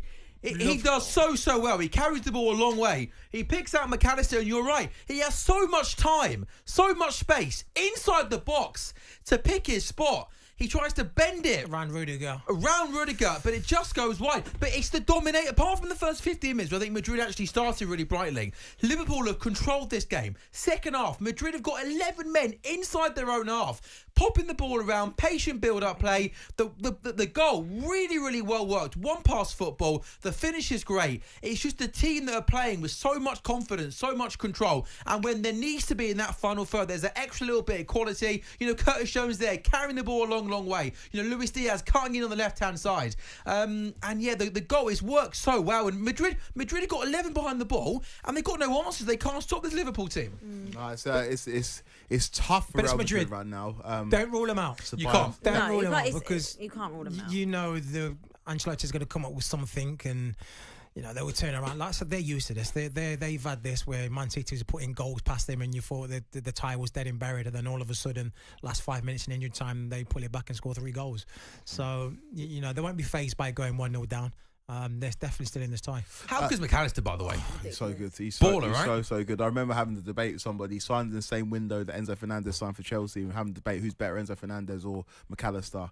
And for fee, if you look at the amount they paid for McAllister and the amount they paid for Enzo, but they should never have bought Enzo for what they bought him from. Night and day. Danny Spice was coming on for Camavinga. He's got a knee injury, unfortunately. And again, this is just more. It makes Real Madrid more lightweight in midfield, and Liverpool are going to have a field day with this. Spice is a decent enough player, but he's a spinning top, and physically I think these Liverpool midfielders can get on top of him. And if Liverpool go 5, what did we say? Was it they reckon 16 points is going to be enough to almost guarantee you a place in the top 8? So 15, obviously that's you're pretty much through.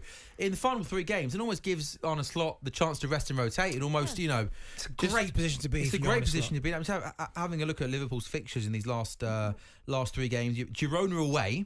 And then when we go into the new year, the other games are Lille at home and PSV away. It's not the hardest games on paper, not easy, but not the hardest games. So maybe that luxury, if you've got a big game in the Premier League on the weekend, maybe Salah hasn't got a place, hasn't got to start all 8 games. Maybe Van Dijk, Trent, or not Trent, but certainly Van Dijk, they haven't got to start every game. You've had difficult games already in the Champions League. Obviously playing Real Madrid, AC Milan, Leipzig away. Yeah, you've had difficult games, and now you've got the easiest games to come. You can rest players.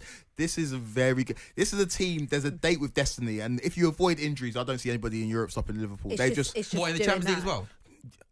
The thing with Champions League is that it's a bit more lottery when we get towards the end of the season. But there are 2 legs. If it's Anfield away, second leg, I'm sorry, nobody's coming there and winning. Nobody is. That's the advantage. So you think Liverpool could win both the Premier League and Champions League? Why not? That's how good Liverpool are this season. You've got 4 of the best players in the world. Alisson, Van Dijk, Trent Alexander-Arnold and Mo Salah. And the rest of the players aren't scrubs either. You've got McAllister, you've got Luis Diaz. You've got Curtis Jones, Graeme, you've got such good players, man. Like I said, if you did a combined 11, Liverpool and Real Madrid, it's pretty even. It is pretty even. And that tells you how well they've built this team, the players that you've got, the quality that you've got. And like we said at the beginning of the show, it's just insane that all 3 of those players, in Trent, in Mo Salah and Virgil, could possibly leave. I just think your problem is if you pick up injuries. Yeah, I think that's obviously great for you that those next 3 games in this competition you have the luxury. You can use the squad. Yeah. It's not an issue at all, and maybe that will save you with how many fixtures there are still to come in the Premier League across all the cups and this.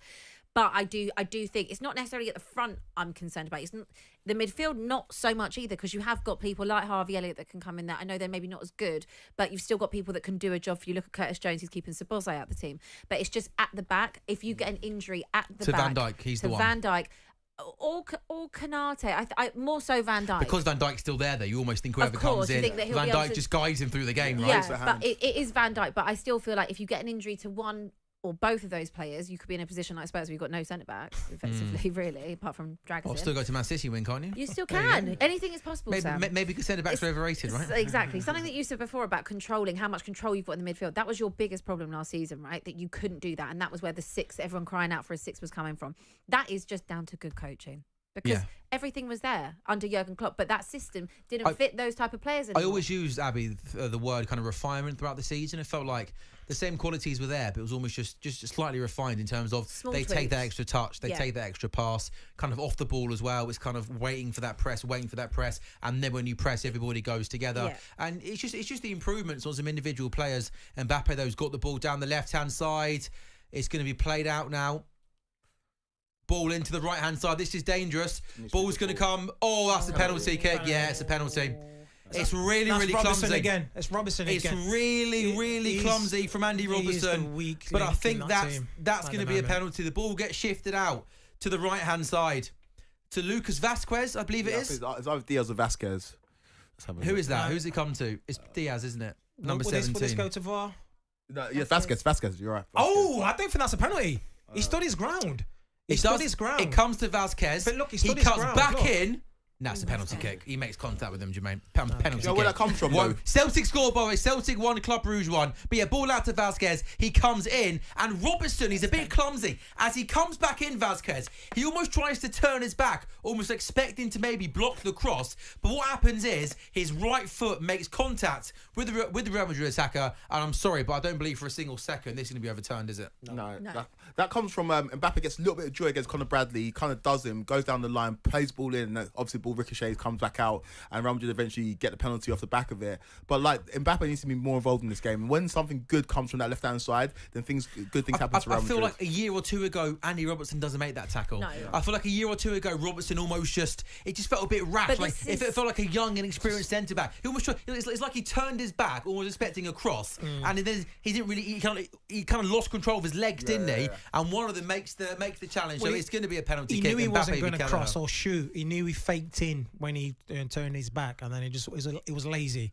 Just stuck his leg out a little bit. It's Mbappe. I think it's Kelleher in front of the Anfield Road end, and now we're gone. Liverpool 1, Real Madrid 0. The Evertonian Carlo Ancelotti, he looks nervous on the touchline. Mbappe, Kelleher. It's Liverpool 1, Real Madrid 0. We wait and we you wait. Seem a bit nervous, Sam. And we wait. Mbappe v Kelleher. Oh, he saves it! Oh, he saves it! Oh, he goes the right way! This is what we're talking about! He's the best number 2 in the world! I'm sorry, Kelleher is going to lose his place in the Liverpool team any day now. Kelleher goes left.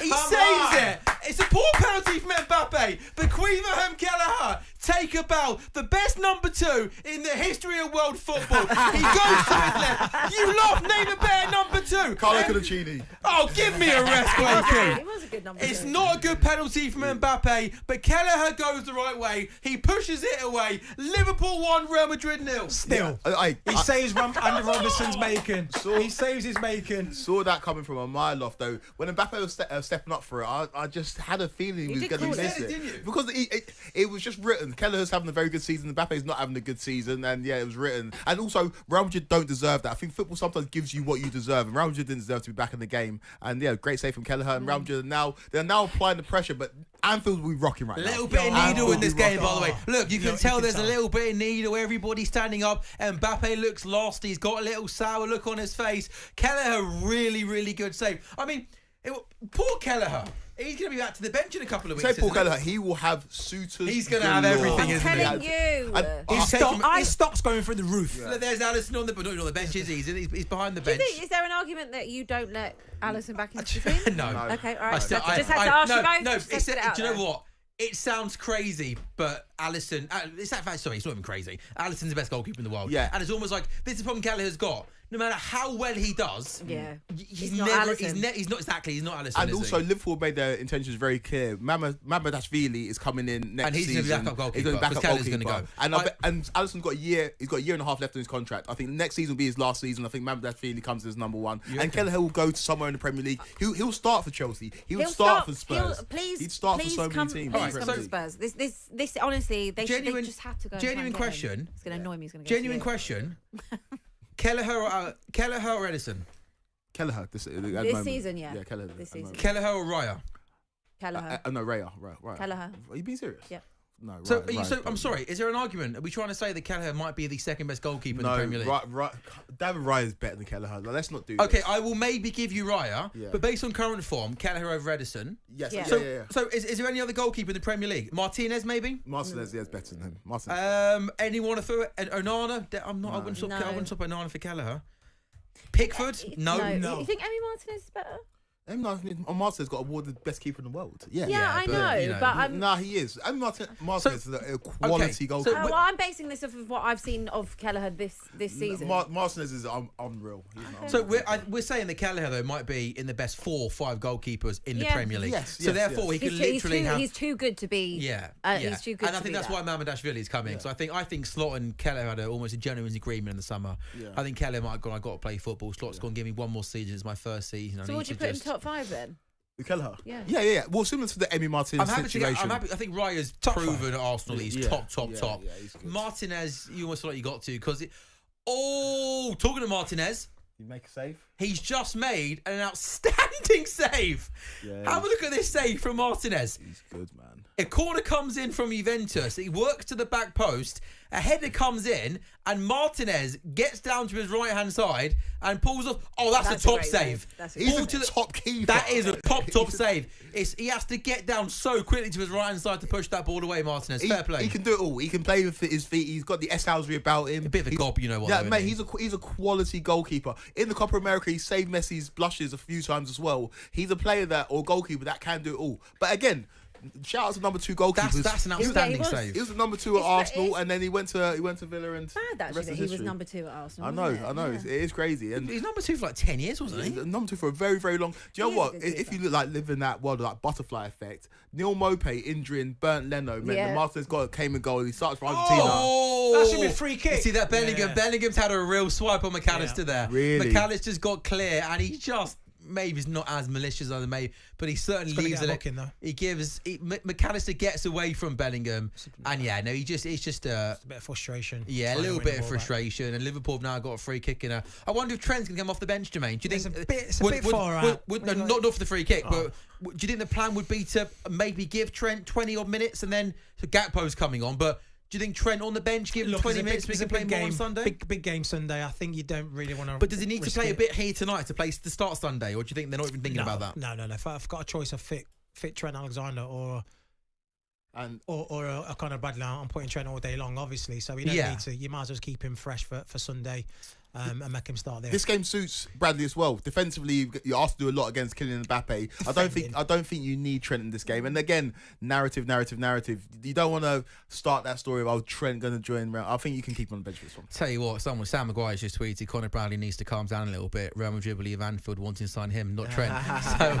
So maybe he might be the player that people want to sign. But Conor Bradley's had an outstanding game, hasn't he?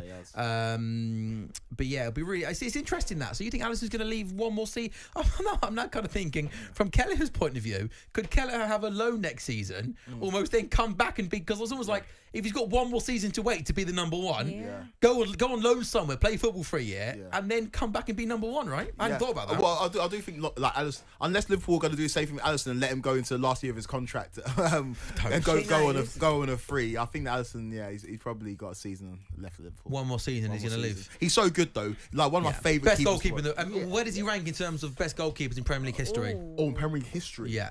Well, in the world, I think that we've got the best two goalkeepers in the world but playing I'm this having game. Alisson number one. There's no reason me Over not to. Courtois. Yeah, he's the best in the world for me.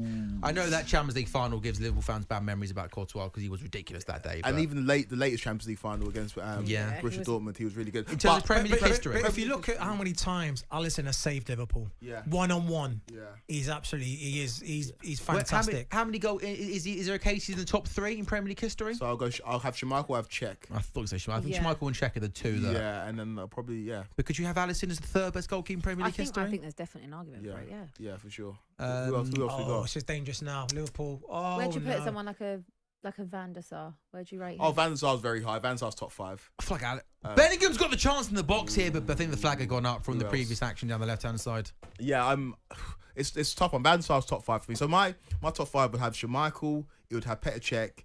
It would have Alisson. It would Kelleher. You almost said it. Who's the other one you said? Van Der Sar. Van Der Sar would be in there as well. And there's one more. No, David Seaman. Well, when Arsenal did their biggest achievement, it was with Lehmann goal. So it's just like it's a tough one. I don't know who the other one is, but yeah, I'll have Alisson top 3 then. I top think 3. Yeah. What over Van? Schmeichel, Cech, Alisson. Yeah. And Club Brugge right. back in front now at Celtic Park, leading by 2-1. Could be back-to-back victories for Club Brugge against British sides, beating Villa last time out. Now leading at Celtic by 2-1. I'll have Alisson 3rd. Schmeichel, Cech, Alisson top 3. I don't think I'd argue with that necessarily. Liverpool on the counter. Salah's got the ball now down the right-hand side. Mo Salah for Liverpool. Gakpo's making a run. It's Salah. Come on! Mo Salah! Do the ball! Do the ball! Where's the ball? Mo Salah, Egyptian king. He's got to score it, Jermaine. He's got to score it. It's really, it's just, do you know what? As he takes the ball and he runs and he carries it and he carries it, you just know he's either going to cut it and bend it or he's going to go the other way and win a penalty. Mendy takes him down. He gets the ball in the box. Mendy. Oh, there's clear contact, Waku. Oh, that is nonsense. Get your glasses sorted. That is the greatest from you. What's going on? It's a big moment though, because this is like we were talking about the best goalkeepers. But Jermaine, when you're watching him, you almost think. When he's running with the ball at speed, he's not stopping it, is he? No, smashing it down. It's going to be Mo Salah against Thibaut Courtois. Salah Courtois in front of the cop to give Liverpool a 2-goal lead. He's smashing it down the middle. Salah v Courtois. He's smashing it down the middle. Is he going down the middle? Yeah. Mo Salah v Thibaut Courtois. Oh my goodness me! Oh no way! What was that? What was that? That might be one of the worst penalties I've ever seen. What's he done there?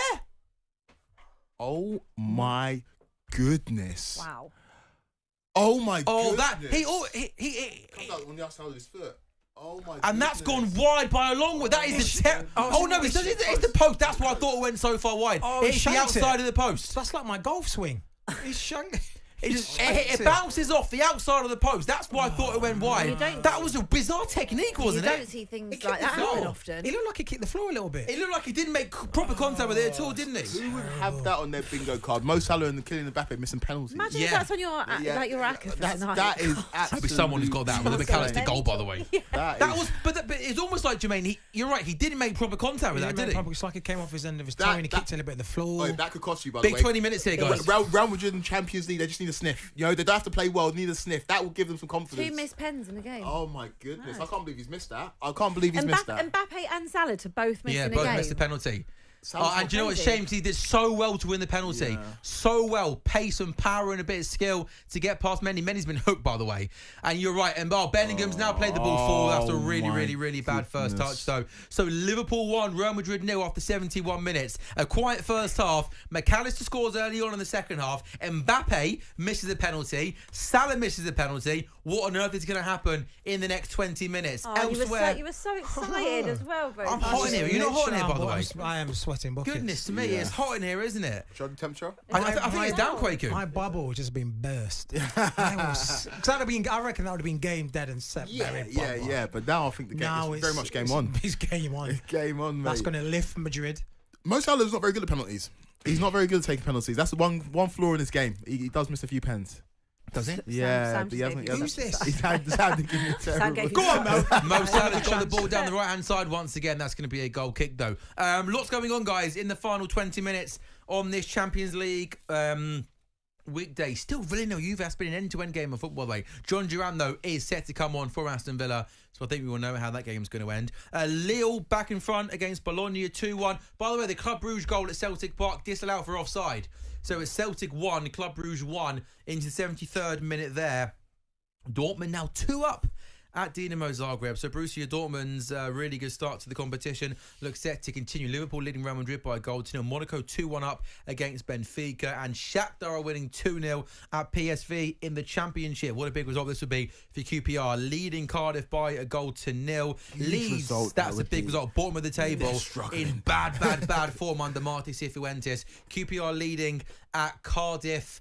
Mbappe with the ball in the box. What's he going to do? He's going to go on the outside. Canate does well to clear. Leeds cruising against Luton, winning by 3 goals to 0. A shock on the cards perhaps at the Riverside Stadium. Borough 0, Blackburn 1. The Portsmouth Millwall game was postponed, by the way, and Swansea winning at Derby by 2 goals to 1. Are you under the same management as Michael Carrick? Have I made that up? Am I? Yeah, I am. So is there a little? Are they like kind of a team you look out for in the Championship because obviously he's part of your stable? Is that what you guys call it? No, look out for lots of teams in the Championship. Got a bit shy, haven't you? No, just What's your management? What is it? Tongue-tied. Tongue-tied. Yeah. TTT management. TTM. Yeah. TTM. Who's your management, Sam? You got management? My mum. Aww. She takes care of all of my big up Sarah a lot. I got invited tonight, by the way, to watch Wicked. My cousin and my sister were watching Wicked this evening, but I was like, I'm watching Madrid Liverpool with the crew. I went on my talkSPORT. own on Sunday. Was it good? It was. I've heard mixed reviews. Why people? Some people not. I went on my. I couldn't find any. I put it on my close friends. I saw You're that. all on there. Wait, I saw that, and I was like, you are. I'm not. You are, That's Sam. bang out of order. You are. I'm not on her close friends. I don't think I'm on. No, you you're not. definitely are. I saw it. I'm not. But I was a bit worried for Abby. I was like, look, got no friends. No, You're sticking on actually, your story. no Everyone comes to cinema with me. Where was the other half? He didn't want to come with me. No, I don't blame him. He said he'd rather watch paint dry. Can you not add me on there? Would you have come to see Wicked with me? 100%. All right, I'll add you on there. You're definitely on there. I'm sorry, maybe I didn't see you in the story. A lot of my friends went Friday night, but I couldn't do Friday night, so it got to Sunday, and I thought I need to go see it. So I went by myself, and it was actually really fun. Did you get popcorn? I did. Salty or sweet? Mixed. What is it about? I don't even know. What's Wicked about? Like Wicked and Vagina, right? Yeah, it's like that. What's it about? What's it about? It's about the witch from Wizard of Oz. Oh, okay. It was unbelievable. Guys, as we approach the final 15 minutes of this game, I've got to ask you, I can't believe we haven't spoken about it yet. The City game last night, where, hey, I guess the good news is, if you're really glass half full, City have ended a 5-game losing streak, haven't they? The bad news is they were 3 up against Feyenoord, and that game finished 3-3, ball across the face of the Real Madrid goal, but it is well defended. Are they going to turn this around, Quaku, Man City? Because now, another game without a win, 3 up, you think they're cruising, you think they're going to win, they somehow don't win. What's going? I mean, we all just thought, against Spurs they'll change it around. Final they'll turn it around. They still haven't done it. Can this season? Can it be done?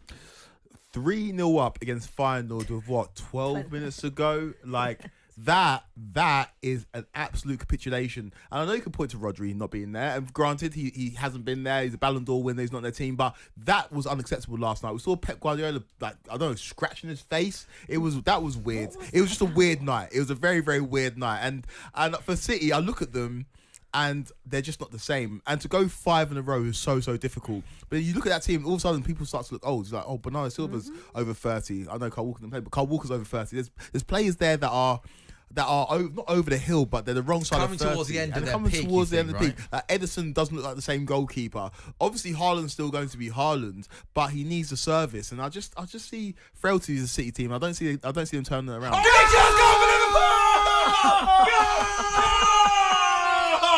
Cody Gakpo off the bench. That's surely game over. Liverpool 2. We are top of the league. We are top of the league.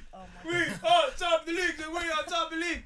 Liverpool 2, Real Madrid 0. Cody Gakpo off the bench. Cody Gakpo heads home. Mo Salah missed the penalty. Does it matter? It doesn't. What a season, by the way. Cody Gakpo is having for Liverpool. Playing on the left-hand side. He has been rejuvenated. Liverpool goes short with the corner. It then comes back to Robertson, who whips the ball in with real pace. And Gakpo's just unmarked. He's a couple of yards out. Completely unmarked. And he heads past Courtois. And you think, Jermaine, being 2-0 up, that...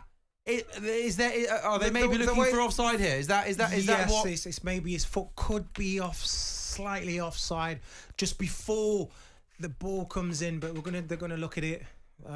I think for me, it looked onside. But what a ball from Andy Robertson, by the way. That pace in there, it's undefendable, really, isn't it? It's a great ball. We got great positioning from Gakpo, got in between the two centre backs, and like I said, that's where Conor Bradley could have done better. But like I said, if you had someone like Mo or Gakpo or anyone, Diaz would have put the ball in the back of the net. It was a similar chance to Conor Bradley's, and he's done a great finish at Gakpo. 2-0 Liverpool. I can't see a Manchester City situation there where 13 minutes left and Real Madrid score 2 goals. Liverpool are too solid. I mean, can you, Jermaine, just how good this is, just how dominant this is. It's almost hard to believe, isn't it? Because you looked at the fixture list when Villa came to Anfield, Bayer Leverkusen came to Anfield, and you thought, but every game has just been dealt with. I mean, apart from Southampton, really, every game's just been total dominance, right? Yeah, there was a talk before. Look at the Liverpool's next fixtures in November. Oh my God, they've got Aston Villa, they've got Arsenal, they've got Brighton, Bayer Leverkusen, Real Madrid. And they've got through that all phase 3. They've not been the Kwaku. Can anyone stop Liverpool this season? No, and we're talking about that gauntlet that everybody was bigging up. It was like those next 12 games. Do you know who they've beaten in those 12 games? They've beaten Chelsea. Much everyone, right? They've beaten Chelsea. They obviously drew against Arsenal. They've beaten Leverkusen. They are now beating Real Madrid. They've beaten Brighton twice. They are a team that beaten Aston Villa as well. Yeah. They are just purring, and they are the best team in Europe, man. They are the best team in Europe, but like I said, by the end of Sunday, we'll all realise that. It's looking to look a slot like Christmas. Sorry, somebody said that to Slot at his press conference yesterday, by the way. But it is. Do you not think it's going to be a slot Christmas, isn't it, Jermaine Pennant? It totally is. If it continues, I love bald men, by the way. They really are the best, aren't they? McAllister has the ball for Liverpool now. Liverpool looking to counter-attack. Andy Robertson, by the way, who apart from that penalty which he gave away, I think he's had a really, really good couple of games, Andy Robertson, where there was some doubts about his form going into the beginning of this season. Conor Bradley wins another free kick. And Rudiger almost looks to kick the ball at Conor Bradley, but he misses. You see, Rudiger, booted the ball, and Bradley was on the floor, so I think you knew what he was doing there. Yeah. But obviously Rudiger missed. Madrid have missed almost everything this evening. But Conor Bradley, absolutely. Do you know what? For a young man, he has got. Apologies, I hope I can use this word. He has got a massive set of cojones. This is the young man who's had to come in against one of the best teams in the world. He's been bloody fantastic. From the minute he clattered into Kylian Mbappe, he's been solid. And you know what? The Trent situation, every single Liverpool fan will have everything crossed. The Trent signs a new contract, but we've got a bloody good backup if Trent does decide he wants to move on. McAllister in midfield, absolutely majestic. Curtis Jones is looking reborn under Arne Slot. Do you want to hand off the league title now? Yeah, I think if you beat City, I think you'd be clear favourites. Clear.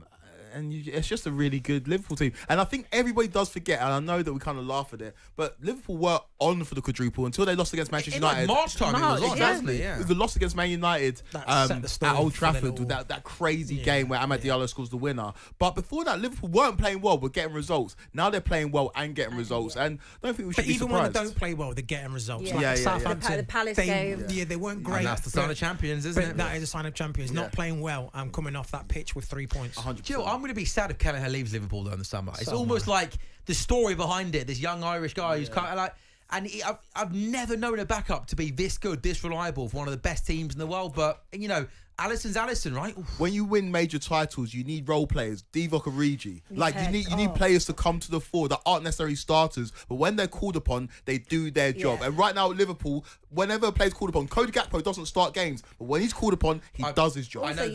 Sorry, Abby, go on. No, I was going to say someone like Jota as well.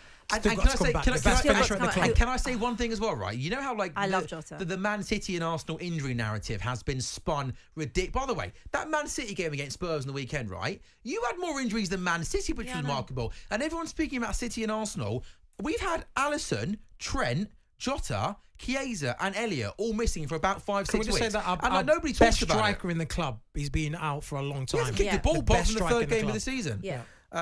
He's a big miss because he walks into quite a lot of quite a lot of most teams, to be honest with you, Diogo Jota. He's not been amazing this season though. When he has Well, played, no, but again, he football, hasn't really. though, Yeah, that's he's unfair. missed some chances. Oh, it's unfair. It's unfair. Okay. He's barely played. But in terms of the quality and what he brings, Jermaine, I love it when they argue. They're like brother and sister and just argue. It's like a He's married- barely a married played. I'm couple watching the over there. remote control. Yeah, but everything that I say, you try and disagree with. Why? well, because I was making a point about him, and I think he's really good. I think he walks into most sides in the Premier Do you League. get Tell into me what. Spurs? Do you start with a Slanky? Absolutely. Yeah, I'm not that delusional. Who? Jota? Blakey. Yeah. I tell you what, I think I've been I'm surprised not at how well that Solanke's done this season. Solanke's been brilliant, and I know that you'll say it's not all the goals and Just it's giving not a all little round of shiny like applause. that. No, Jermaine, do you want to wax lyrical about Curtis Jones, please? Yeah, he's just getting subbed off the pitch, and I thought I'm giving him a little round of applause. Standing ovation. You Dummy. stand up Do you know then. what? I'm going to stand up for it. Want to sing "You'll Never Walk Alone"? No, save that for the end of the game. no, Don't no, say you can't go too early there. Never go too early. Real Madrid 24th in the table right Wow. now. This is Kwaku. Say that again. 24th in the table. Do you know when these people who come up with this brilliant idea to make this Champions League extended group phase, if Real Madrid don't make it out of it, there will be heads rolling. But also, there'll can be heads I rolling. say another thing that's like I Great, find though. annoying about this though is that if this was a normal group phase, Real Madrid would be out by now. This game would be literally like a knockout game for Madrid. Yeah. So like they've still got 3 games to go though. That's the annoying thing. And if it was in a 6-game group phase, having 6 points from 5 games. I'm not being funny, but you can go out on 9 points, can't you? Yeah. So that's what, and I've said this before on the show about the jeopardy. jeopardy like, of it. it looks sexy, Madrid being 24th, but I'll have a look at their next 3 fixtures in this competition. Girona is in the league. Can't play Girona. Atalanta away. I'll tell you what, that won't be easy. Red Bull Salzburg at home. Win that And one. Brest away, Brest- who have done really well. No, Have you seen that clip, I by the like way? Brest. Yes. Oh, there we go. Here we go. There we go. I'll tell you what, Good team. CBS did that Good joke team. last night really, really well. Have you guys seen that clip? I've seen it. I haven't seen it. Have you seen I it? saw the clip. If you honestly, if you find it, I'm probably not allowed to talk about the promotions. But if you, it's Richards, Carragher, and they do this. They're talking about Brest, and Good they just team. make Brest jokes, and they just do it in a, don't they, Abby, in a really they funny just way. said Where, 4 minutes of breast jokes. yeah, it was quite funny, Jermaine. Yeah, it was, it was funny. Do you miss Carragher? I could say something else. He's not that old, is he? Didn't know you were going with that. Do you miss? Yeah. You said you are getting old nowadays, aren't you, Jermaine? Right? Once you pass 40, you're in bed by 6 o'clock, aren't you? Liverpool. Oh my goodness. Anyway. Jermaine, you know So we were talking about centre-back partnerships, by the way. It's got me Diaz free. is Oh. in. Back to Bradley. Play the ball. Oh, that was Great football. Who was the best centre-back pairing you played with, Jermaine? I think it would have been. Oh, I would say what at Liverpool or in general. No, anyone. Is there one that you played? They just knew each other's game so well, like it was perfect. It's probably Sol Campbell and at the time Kolo Toure. Oh, really? Them two were solid. Just had that. Yeah, They were like in the. Because I'm they were thinking when solid. you played for Liverpool, like in that Champions League final, would it have been Carragher and Agger? Yeah. Carragher and Agger would have been together. Yeah, because he scored the he flicked flicked on the flicked on my corner. All right, mate. So We get it. Kai. You were there, Jermaine. We get it. I mentioned it a few times tonight.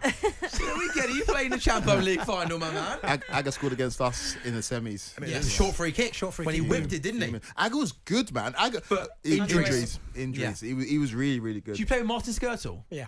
He was It was a bit of a lunatic. He was a lunatic. Yeah. They just showed him on TV. He's there. He's got a full head of hair now. Yeah, anyone pulled by choice is insane. Anyone pulled by choice is absolutely insane.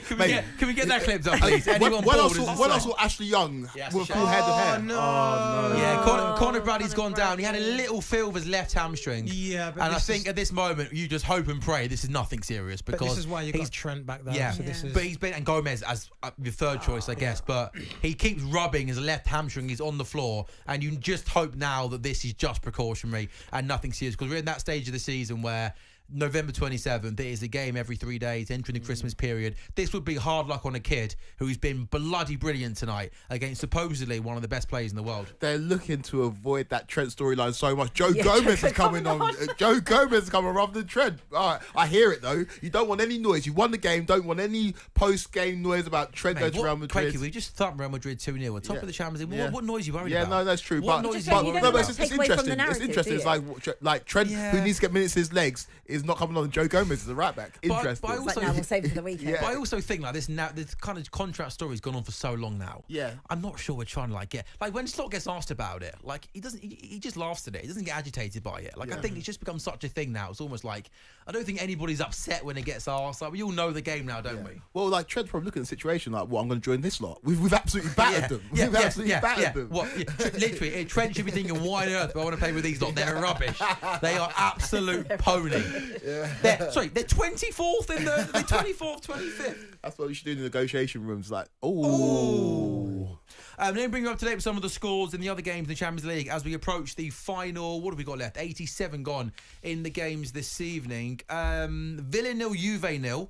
Lille leading at Bologna. The Celtic Club Bruges game is still 1-1. So Celtic would have 8 points from 5. Which I think is pretty decent. They're taking that, wouldn't they? A couple of wins, a couple of draws, just that one defeat at Dortmund. Dortmund, by the way, 2 up at Dinamo Zagreb. They're cruising there. Liverpool 2, Real Madrid 2. Monaco 2, Benfica 2. Monaco were cruising in that game.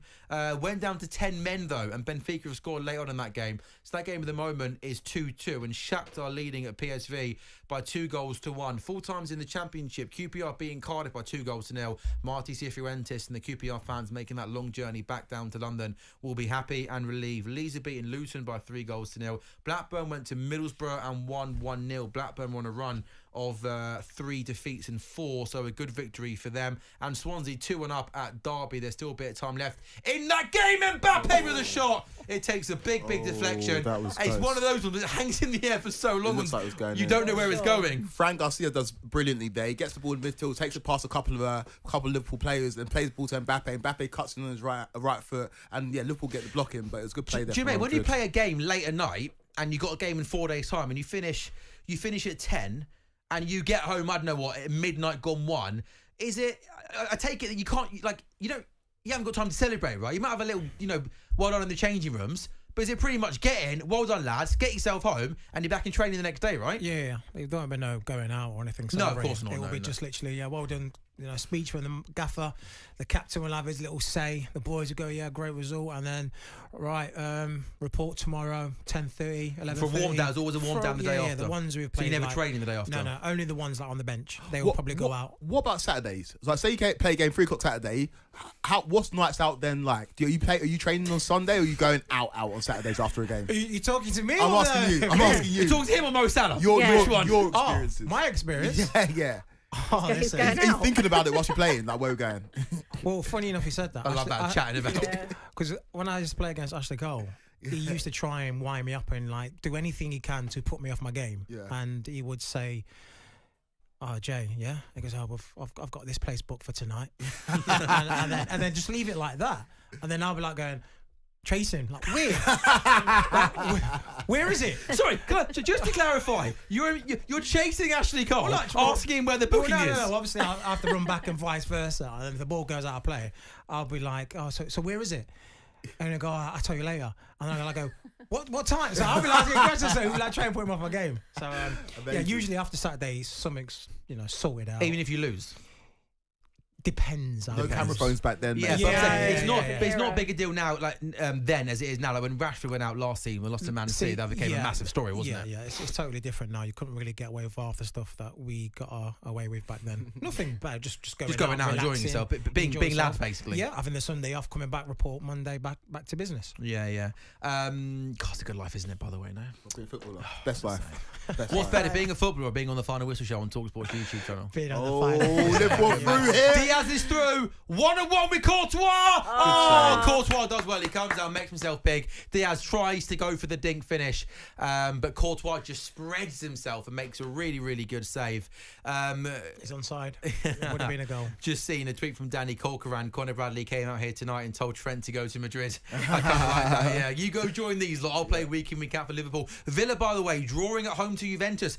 6 games that'll be without a win for Villa, and they go to your boys on Sunday, Quaku. They do. I fancy us against Villa on the weekend. They're just not been in good form, and people talked about it before the season started. Playing Champions League and playing Premier League, will it take its toll? And it looks like it's taking its toll a little bit on Aston Villa right now. But on the face of it, if you told Aston Villa that you play against the likes of Bayern Munich and Juventus in the Champions League this season, you get 4 points, they would have taken it. So another decent result in the Champions League, but again, my eyes have been on the Liverpool games. I haven't really watched too much of Villa, but at least they're not as open as they were against Crystal Palace. Yeah, they'll take the clean sheet, won't they? Take the clean sheet, and again, it keeps them in a pretty decent position in the league table. Real Madrid in this long Champions League phase where they're ninth. They're only a place.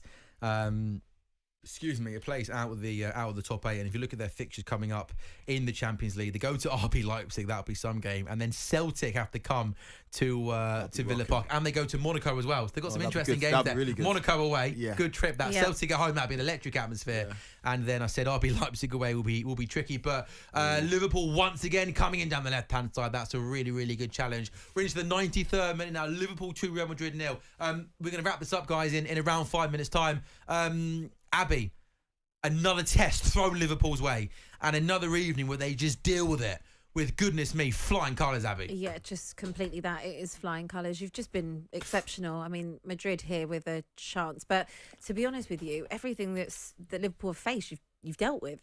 Every hurdle you've had, and all of those fixtures we were talking about earlier. I mean, I was having a look at what you've got next after City on the weekend, which I do think you're going to win that game, and I think it might be quite comfortable. You've got to go to Newcastle, then you've got the Merseyside derby, but then after that, your Christmas, apart from coming to Spurs, looks quite nice, doesn't it? Juicy. You think Spurs isn't nice? Spurs away, isn't that nice? Don't know. You lost there last season, didn't you? Oh, robbed. That was the Diaz goal, wasn't it? Yeah, we didn't lose it. We didn't lose it. No, we got no points. Did you get 3 points? No, you didn't. So you did lose the game. I was doing that game for talkSPORT. Great save from Keller. I can imagine you were going mental. And I had to do that because you scored the 98th minute, didn't you? Yeah. And I had to try and sound like a for us, but yeah. Yeah, Joel Matip. Yeah. I had to then do that goal. But all credit to you lot tonight, because I do think, I mean, like we said, you've come through all of these massive tests and you've passed with flying colours. So as long as you keep doing it, as long as you keep everyone fit. I mean, Conor Bradley, I mean, that was an unbelievable display tonight. Jermaine, who stood out for you tonight? Yeah, I think Conor Bradley stood out. He's dealt with Mbappe amazingly well. That was one of my fears going into this game. How much joy is Kylian Mbappe going to get? But he stood up to that challenge. And like you said, such a young boy, inexperienced player to deal with him in this manner. Has Aston Villa scored at Villa Park here? Scored. I'm not sure. Oh, guys, apologies to Villa fans. We're watching the Liverpool game, but Aston Villa have the ball in the back of the net. The managers are arguing on the side. The players are surrounding the referee. The goalkeeper is on the floor. And we're going to have a look at a replay here. We're into the 94th minute. I don't think the goal's been given because it's still saying 0-0. Confirmation, Liverpool are beating Real Madrid by 2-0. But is there going to be some drama here at Villa Park? If we can see a replay of this, it'd be brilliant. It's a free kick from the right-hand side that gets whipped in. Looks like to me everybody's onside. The goalkeeper comes up and loses it. And Morgan Rogers puts the ball in the back of the net. There is no foul there. That should be a goal. Foul. Carlos comes up, and I think the goalkeeper and Carlos, they come together. Yeah. No foul. No foul. Do you know what? There's not a foul, Quaker. There's too much protection on goalkeepers. There is too much protection. But how's that a foul? Where's the foul, Quaker? Because the goalkeeper can't protect themselves when they're jumping up for the ball. So like that is a foul. That's a foul. But let's I don't think there's anywhere. I don't. I see things more every week in the Premier League. Yeah, this is European football sometimes. This is. I mean, that's no way a foul for me. But by the way, it's been given. It's been given. It's never a foul for me. That. By the way, I hope this gets given because Carlos just jumps and they almost come together. His arm might be up a little bit, but there's nowhere near enough contact for that to be given as a foul. Nope. You're right, pointing to his arm. You see coming together all the time on the pitch. Always shoulder barges, you know. And for me, has the goal been given?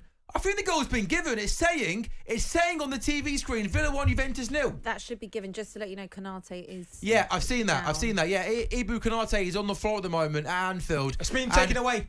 Oh, I'm not having that. No, gone. I'm sorry. Game's gone. I'm sorry.